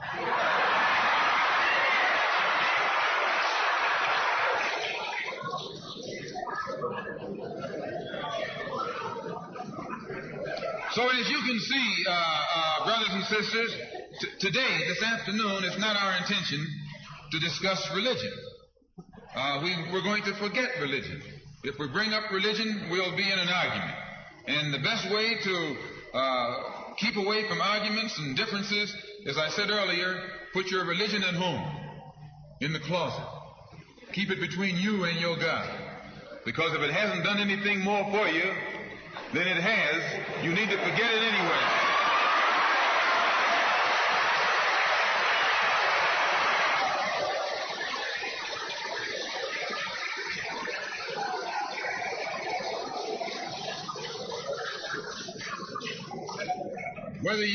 Whether you are a Christian or a Muslim or a nationalist, we all have the same problem.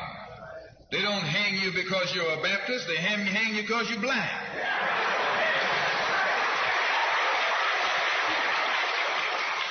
They don't attack me because I'm a Muslim, they attack me because I'm black. They attack all of us for the same reason. All of us catch hell from the same enemy. We're all in the same bag, in the same boat.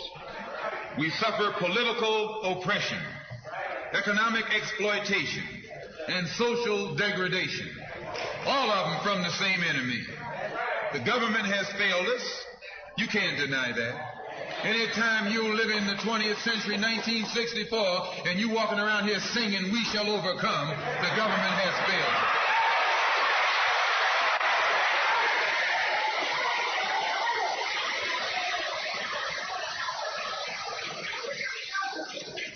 This is part of what's wrong with you. You do too much singing.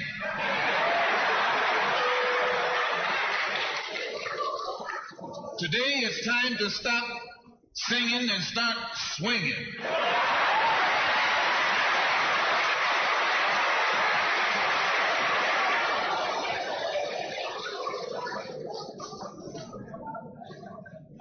You can't sing up on freedom, but you can swing up on some freedom.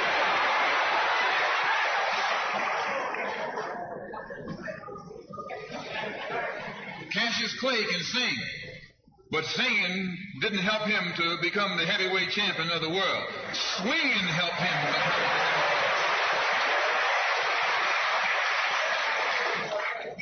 So this government has failed us. The government itself has failed us. And the white liberals who have been posing as our friends have failed us. And once we see that all these other sources to which we've turned have failed, we stop turning to them and turn to ourselves. We need a self-help program, a do-it-yourself philosophy, a do-it-right-now philosophy, it's already too late philosophy. This is what you and I need to get with. And the only way we're going to solve our problem is with a self-help program. Before we can get a self-help program started, we have to have a self-help philosophy. Black nationalism is a self-help philosophy. What's so good about it, you can stay right in the church where you are and still take black nationalism as your philosophy. You can stay in any kind of civic organization that you belong to and still take black nationalism as your philosophy. You can be an atheist and still take black nationalism as your philosophy. This is a philosophy that eliminates the necessity for division and argument. Because if you're black, you should be thinking black. And if you're black and you're not thinking black at this late date, well, I'm sorry for you.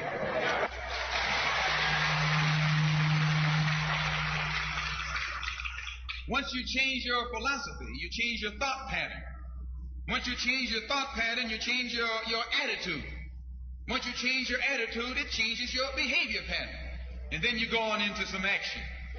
As long as you got a sit-down philosophy, you'll have a sit-down thought pattern.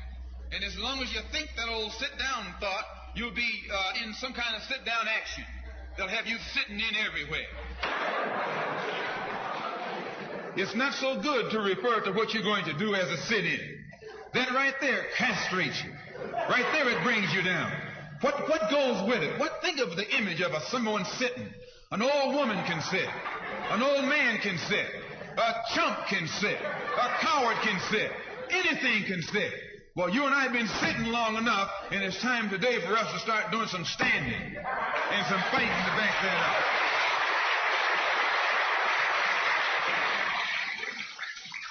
When we look at other parts of this earth upon which we live, we find that black, brown, red, and yellow people in Africa and Asia are getting their independence. They're not getting it by singing, "We shall overcome." No, they're getting it through nationalism. It is nationalism that brought about the independence of the people in Asia. Every nation in Asia gained its independence through the philosophy of nationalism. Every nation on the African continent that has gotten its independence brought it about through the philosophy of nationalism. And it will take black nationalism to bring about the freedom of 22 million Afro-Americans here in this country where we have suffered colonialism for the past 400 years.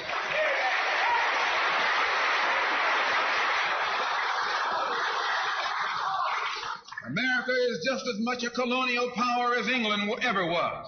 America is just as much a colonial power as France ever was. In fact, America is more so a colonial power than they, because she's a hypocritical colonial power behind it.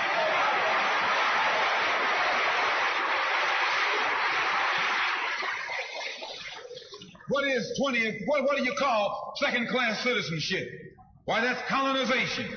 Second-class citizenship is nothing but 20th century slavery. How are you going to tell me you're a second-class citizen? They don't have second-class citizenship in any other government on this earth. They just have slaves and people who are free. Well, this country is a hypocrite. They try and make you think they set you free by calling you a second-class citizen. No, you're nothing but a 20th century slave.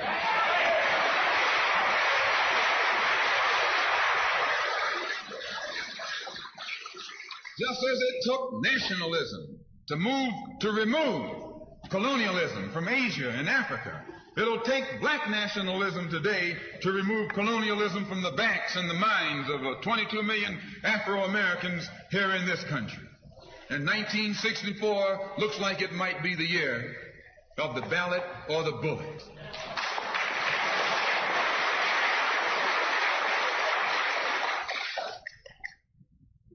Why does it look like it might be the year of the ballot or the bullet? Because Negroes have listened to the trickery and the lies and the false promises of the white man now for too long. And they're fed up. They've become disenchanted. They've become disillusioned. They've become dissatisfied. And all of this has built up frustrations in the black community that makes the black community throughout America today more explosive than all of the atomic bombs the Russians can ever invent. Whenever you got a racial powder keg sitting in your lap, you're in more trouble than if you had an atomic powder keg sitting in your lap. When a racial powder keg goes off, it doesn't care who it knocks out the way. Understand this, it's dangerous. And in 1964, this seems to be the year. Because what can the white man use now to fool us? After he put down that march on Washington, and you see all through that now, he tricked you, had you marching down to Washington. Yes, had you marching back and forth between the feet of a dead man named Lincoln and another dead man named George Washington, singing "We Shall Overcome."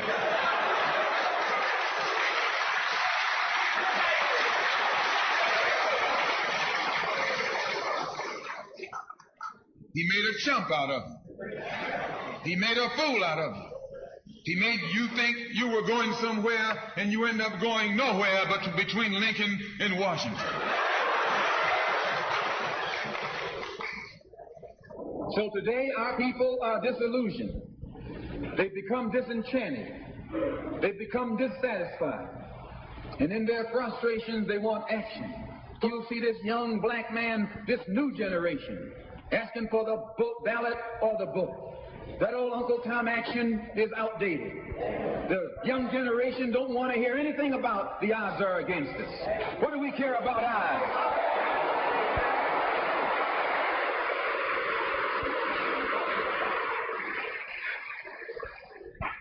When this country here was first being founded, there were 13 colonies. The whites were colonized. They were fed up with this taxation without representation. So some of them stood up and said, liberty or death. Though I went to a white school over here in Mason, Michigan. The white man made the mistake of letting me read his history books. He made the mistake of teaching me that Patrick Henry was a patriot and George Washington wasn't nothing nonviolent about old Pat or George Washington. Liberty or death was what brought about the freedom of whites in this country from the English.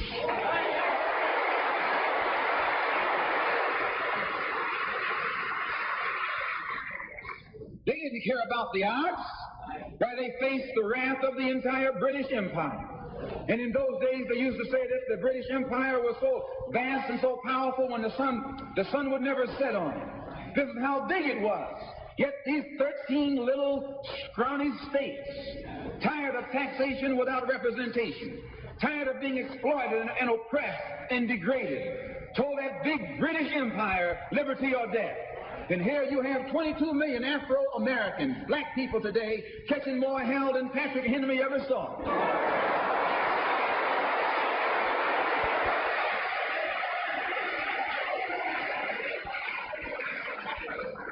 And I'm here to tell you, in case you don't know it, that you got a new generation of black people in this country who don't care anything whatsoever about odds. They don't want to hear you old Uncle Tom handkerchief heads talking about the odds.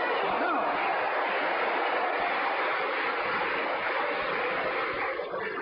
This is a new generation. If they're going to draft these young black men and send them over to Korea or South Vietnam to face 800 million Chinese,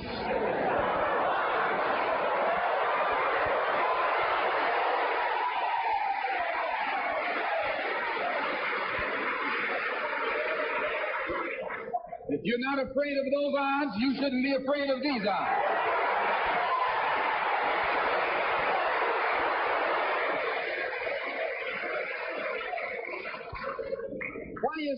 Why does this loom to be such an explosive political year? Because this is the year of politics. This is the year when all of the white politicians are going to come into the Negro community. You never see them until election time.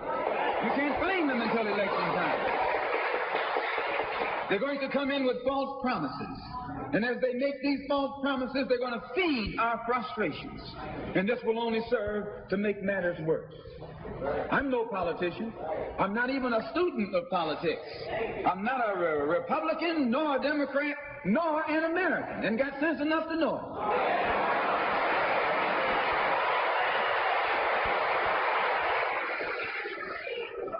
I'm one of the 22 million black victims of the Democrats.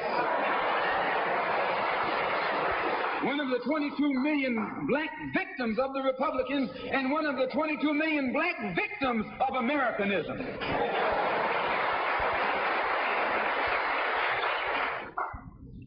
And when I speak, I don't speak as a Democrat or a Republican.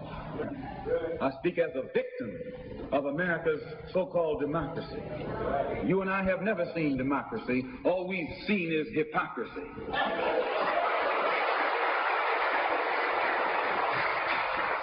When we open our eyes today and look around America, we see America not through the eyes of someone who has enjoyed the fruits of Americanism.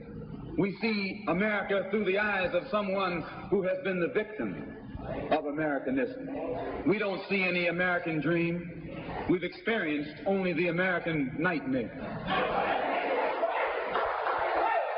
We haven't benefited from America's democracy. We've only suffered from America's hypocrisy. And the generation that's coming up now can see it and are not afraid to say it. If you go to jail, so what? If you're black, you were born in jail.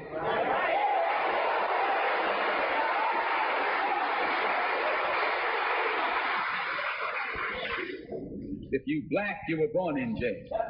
In the North as well as the South. Stop talking about the South. Long as you're south of the Canadian border, you're South.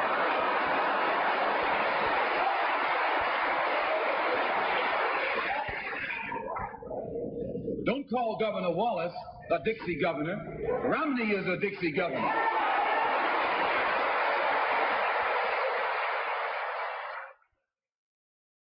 $22 million black victims of Americanism are waking up, and they're gaining a new political consciousness, becoming politically mature. And as they develop this political maturity, they're able to see the recent trends in these political elections. They see that the whites are so evenly divided that every time they vote, the race is so close, they have to go back and count the votes all over again. And which means that any block, any minority that has a block of votes that stick together is in a strategic position. Either way you go, that's who gets it. You're in a position to determine who'll go to the White House and who'll stay in the doghouse. You're the one who has that power. You can keep Johnson in Washington, D.C., or you can send him back to his Texas cotton patch.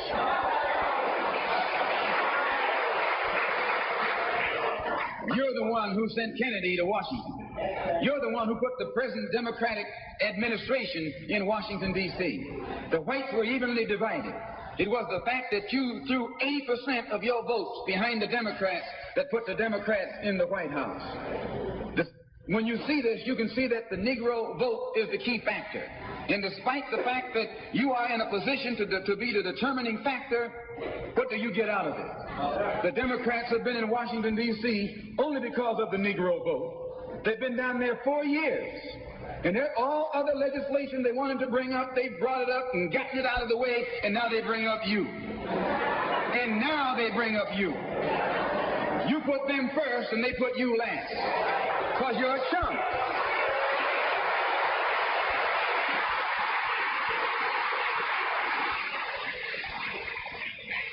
A political chump. In Washington, D.C., in the House of Representatives, there are 257 who are Democrats.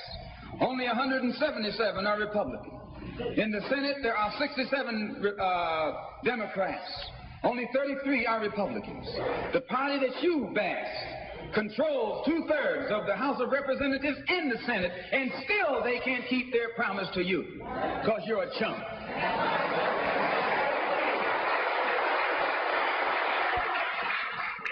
Anytime you throw your weight behind a political party that controls 2/3 of the government, and that party can't keep the promise that it made to you during election time, and you're dumb enough to walk around continuing to identify yourself with that party, you're not only a chump, but you're a traitor to your race.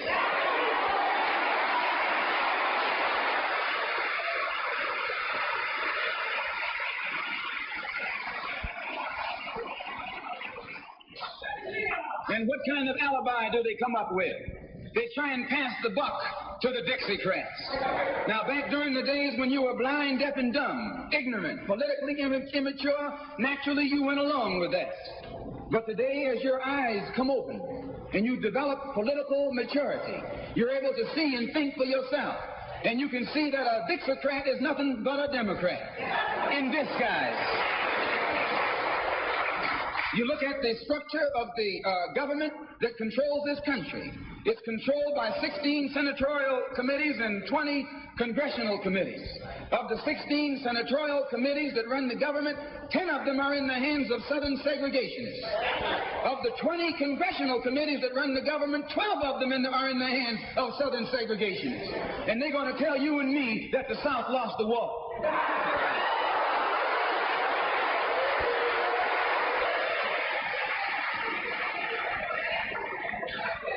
You today are in the hands of a government of segregationists, racists, white supremacists.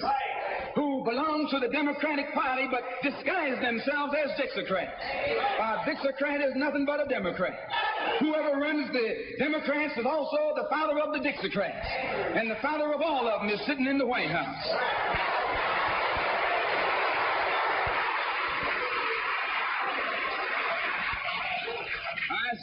I say it again. You got a president who's nothing but a Southern segregationist.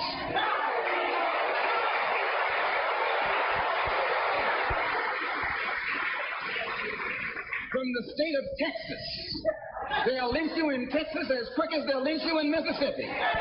Only in Texas, they lynch you with a Texas accent. In Mississippi, they lynch you with a Mississippi accent. And the first thing the cracker does when he comes in power, he takes all the Negro leaders and invites them for coffee to show that he's all right. And those Uncle Toms can't pass up the coffee.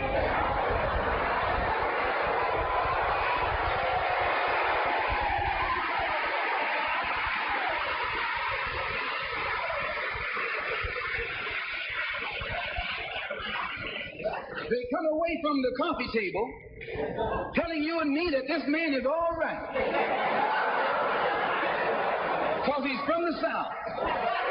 And since he's from the South, he can deal with the South. And look at the logic that they're using. What about Eastland? He's from the South. Make him the president. If Johnson is a good man because he's from Texas, and being from Texas will enable, if Johnson is a good man because he's from Texas, and being from Texas will enable him to deal with the South, Eastland can deal with the South better than Johnson.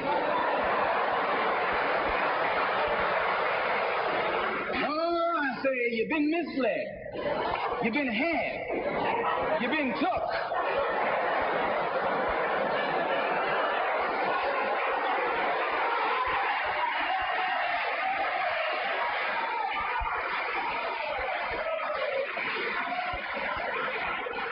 I was in Washington a couple of weeks ago while the senators were filibustering, and I noticed in the back of the Senate a huge map. And on this map, it showed the distribution of Negroes in America. And surprisingly, the same senators that were involved in the filibuster were from the states where there were the most Negroes. Why were they filibustering the civil rights legislation? Because the civil rights legislation is supposed to guarantee voting rights to Negroes in those states. And those senators from those states know that if the Negroes in those states can vote, those senators are down the drain.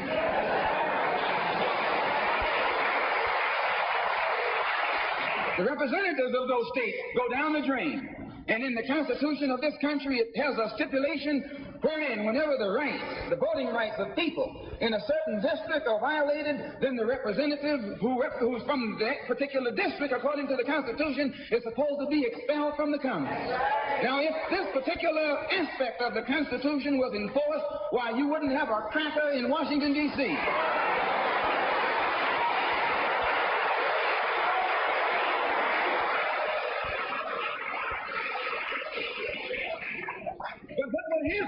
When you expel the Dixiecrat, you're expelling the Democrat. When you destroy the power of the Dixiecrat, you're destroying the power of the Democratic Party. So how in the world can the Democratic Party in the South actually side with you in sincerity when all of its power is based in the South? These Northern Democrats are in cahoots with the Southern Democrats.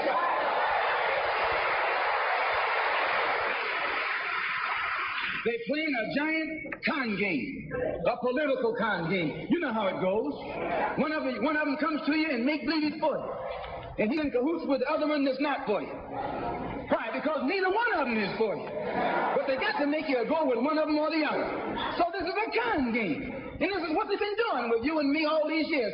First thing Johnson got off the plane, when he became president, he asked, "Where's Dickie?" You know who Dickie is? Dickie is old Southern cracker Richard Russell.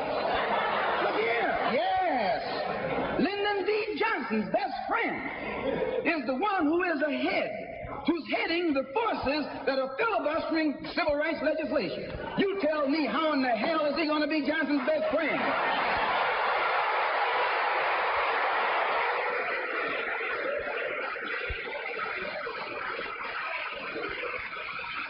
How can Johnson be his friend and your friend too? No, that man is too tricky. Especially if his friend is still old Dickie.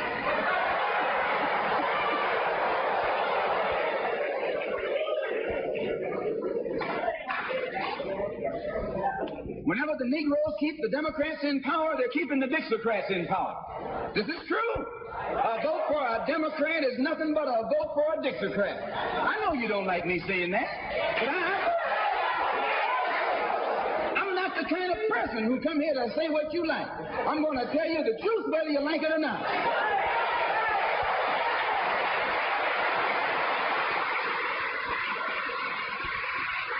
Up here in the North, you have the same thing. The Democratic Party don't do it. They don't do it that way. They got a thing that they call gerrymandering. They maneuver you out of power. Even though you can vote, they fix it so you're voting for nobody. They got you going and coming. In the South, they're outright political wolves. In the North, they're political foxes. A fox and a wolf are both canine.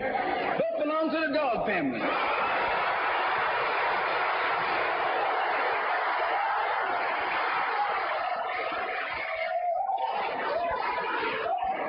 Now, you take your choice. You're going to choose a northern dog or a southern dog. Because either dog you choose, I guarantee you, you'll still be in the doghouse. This is why I say it's the ballot or the bullet. It's liberty or it's death. It's freedom for everybody or freedom for nobody.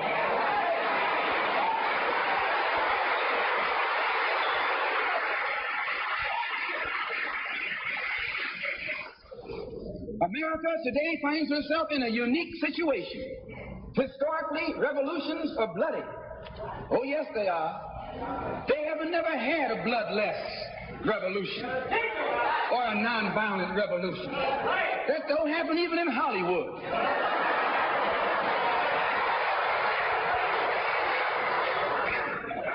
You don't have a revolution in which you love your enemy. And you don't have a revolution in which you are begging the system of exploitation to integrate you into it. Revolutions overturn systems. Revolutions destroy systems. A revolution is bloody. But America is in a unique position. She's the only country in history in a position actually to become involved in a bloodless revolution. The Russian Revolution was bloody. Chinese Revolution was bloody. French Revolution was bloody. Cuban Revolution was bloody. And there was nothing more bloody than the American Revolution.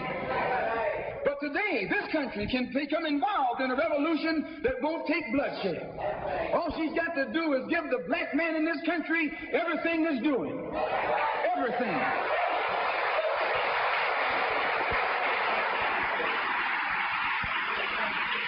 I hope that the white man can see this, because if you don't see it, you're finished. If you don't see it, you're going to become involved in some action in which you don't have a chance. And we don't care anything about your atomic bomb. It's useless, because other countries have atomic bombs. When 2 or 3 different countries have atomic bombs, nobody can use it. So it means that the white man today is without a weapon.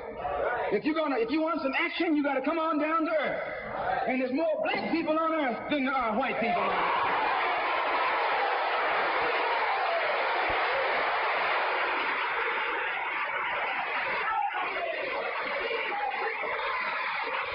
I only got a couple more minutes.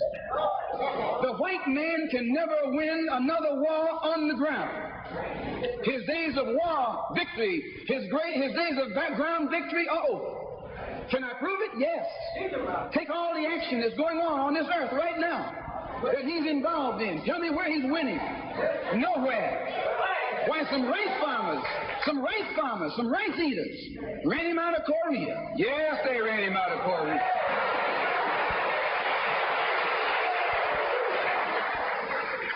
Rice eaters with nothing but gym shoes and a rifle and a bowl of rice.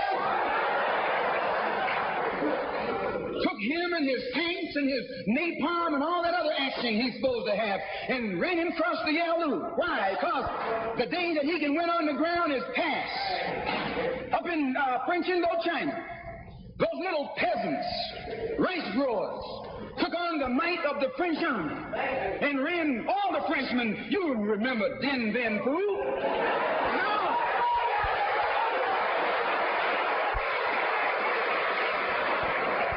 The same thing happened in Algeria, in Africa. They didn't have anything but a rifle. The French had all these highly mechanized instruments of warfare, but they put some guerrilla action on. And a white man can't fight a guerrilla warfare. Guerrilla action takes heart, takes nerve, and he doesn't have that.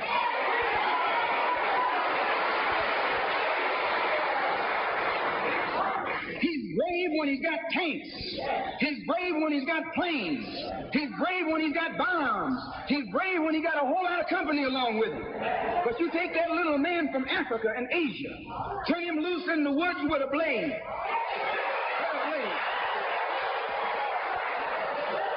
That's all he needs. All he needs is a blade. And when the sun comes down, goes down, and it's dark, it's even Steven.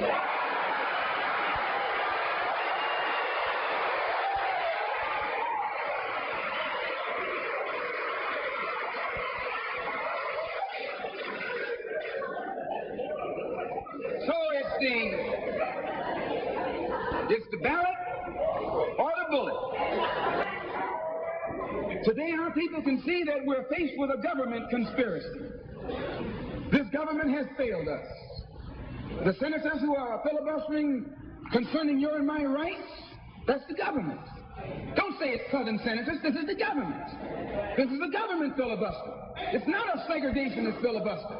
It's a government filibuster. Any kind of activity that takes place on the floor of the Congress or the Senate, that's the government. Any kind of dilly-dallying, that's the government. Any kind of pussyfooting, that's the government. Any kind of act that's designed to delay or deprive you and me right now of getting full rights, that's the government that's responsible. And anytime you find the government involved in a conspiracy to violate the citizenship or the civil rights of a people, then you are wasting your time going to that government expecting redress. Instead, you have to take that government to the world court and accuse it of genocide and all of the other crimes that it is guilty of today.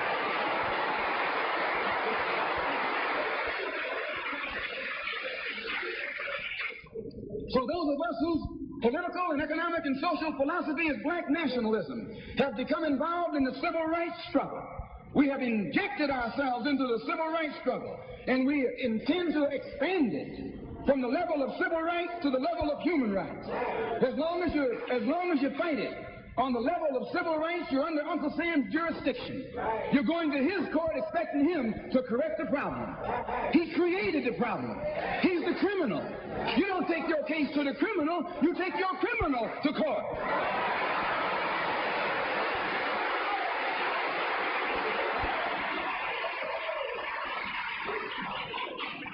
When the government of South Africa began to trample upon the human rights of the people of South Africa, they were taken to the UN. When the government of Portugal began to trample upon the rights of our brothers and sisters in Angola, it was taken before the UN. Why, even the white man took the Hungarian question to the UN, and just this week, Chief Justice Goldberg was crying over 3 million Jews in Russia about their human rights, charging Russia with violating the UN Charter because of its mistreatment of the human rights of Jews in Russia. Now you tell me, how can the plight of everybody on this earth reach the halls of the United Nations and you have 22 million Afro-Americans whose churches are being bombed,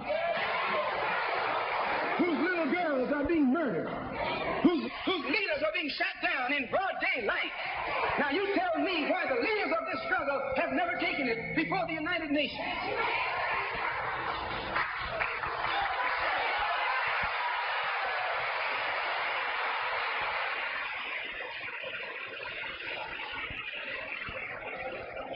So our next move is to take the entire civil rights struggle problem into the United Nations.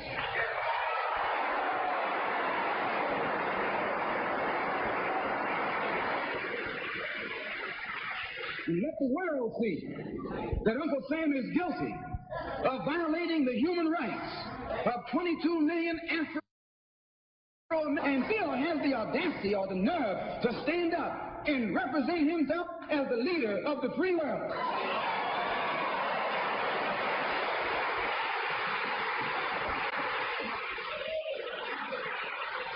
Not only is he a crook, he's a hypocrite.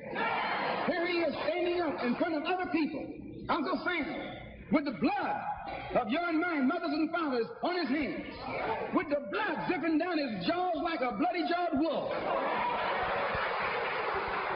and still got the nerve to point his finger at other countries. You can't even get civil rights legislation. And this man has got the nerve to stand up and talk about South Africa, or talk about Nazi Germany, or talk about Portugal. No more days like those.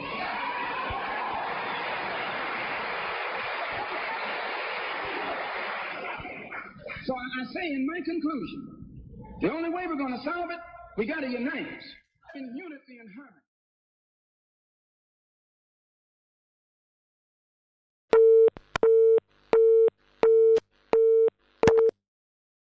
Exists, the strategy of the white man has always been divide and conquer. He keeps us divided in order to conquer us. He tells you I'm for separation and you for integration and keep us fighting with each other. No, I'm not for separation and you're not for integration. What you and I are for is freedom.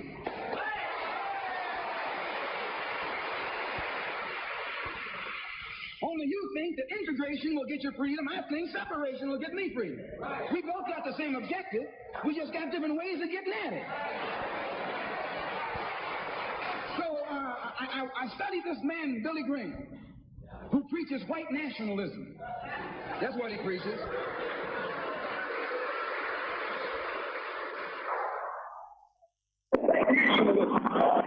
Yes, well, here we are on the Coronation Day of His Imperial Majesty, anniversary of the Coronation 2022, and the celebration going on out at the Bob Marley Beach.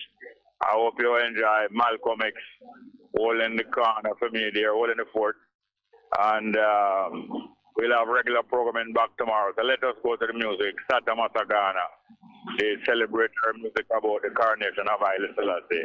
Abyssinian, Sata Masagana. Let's go.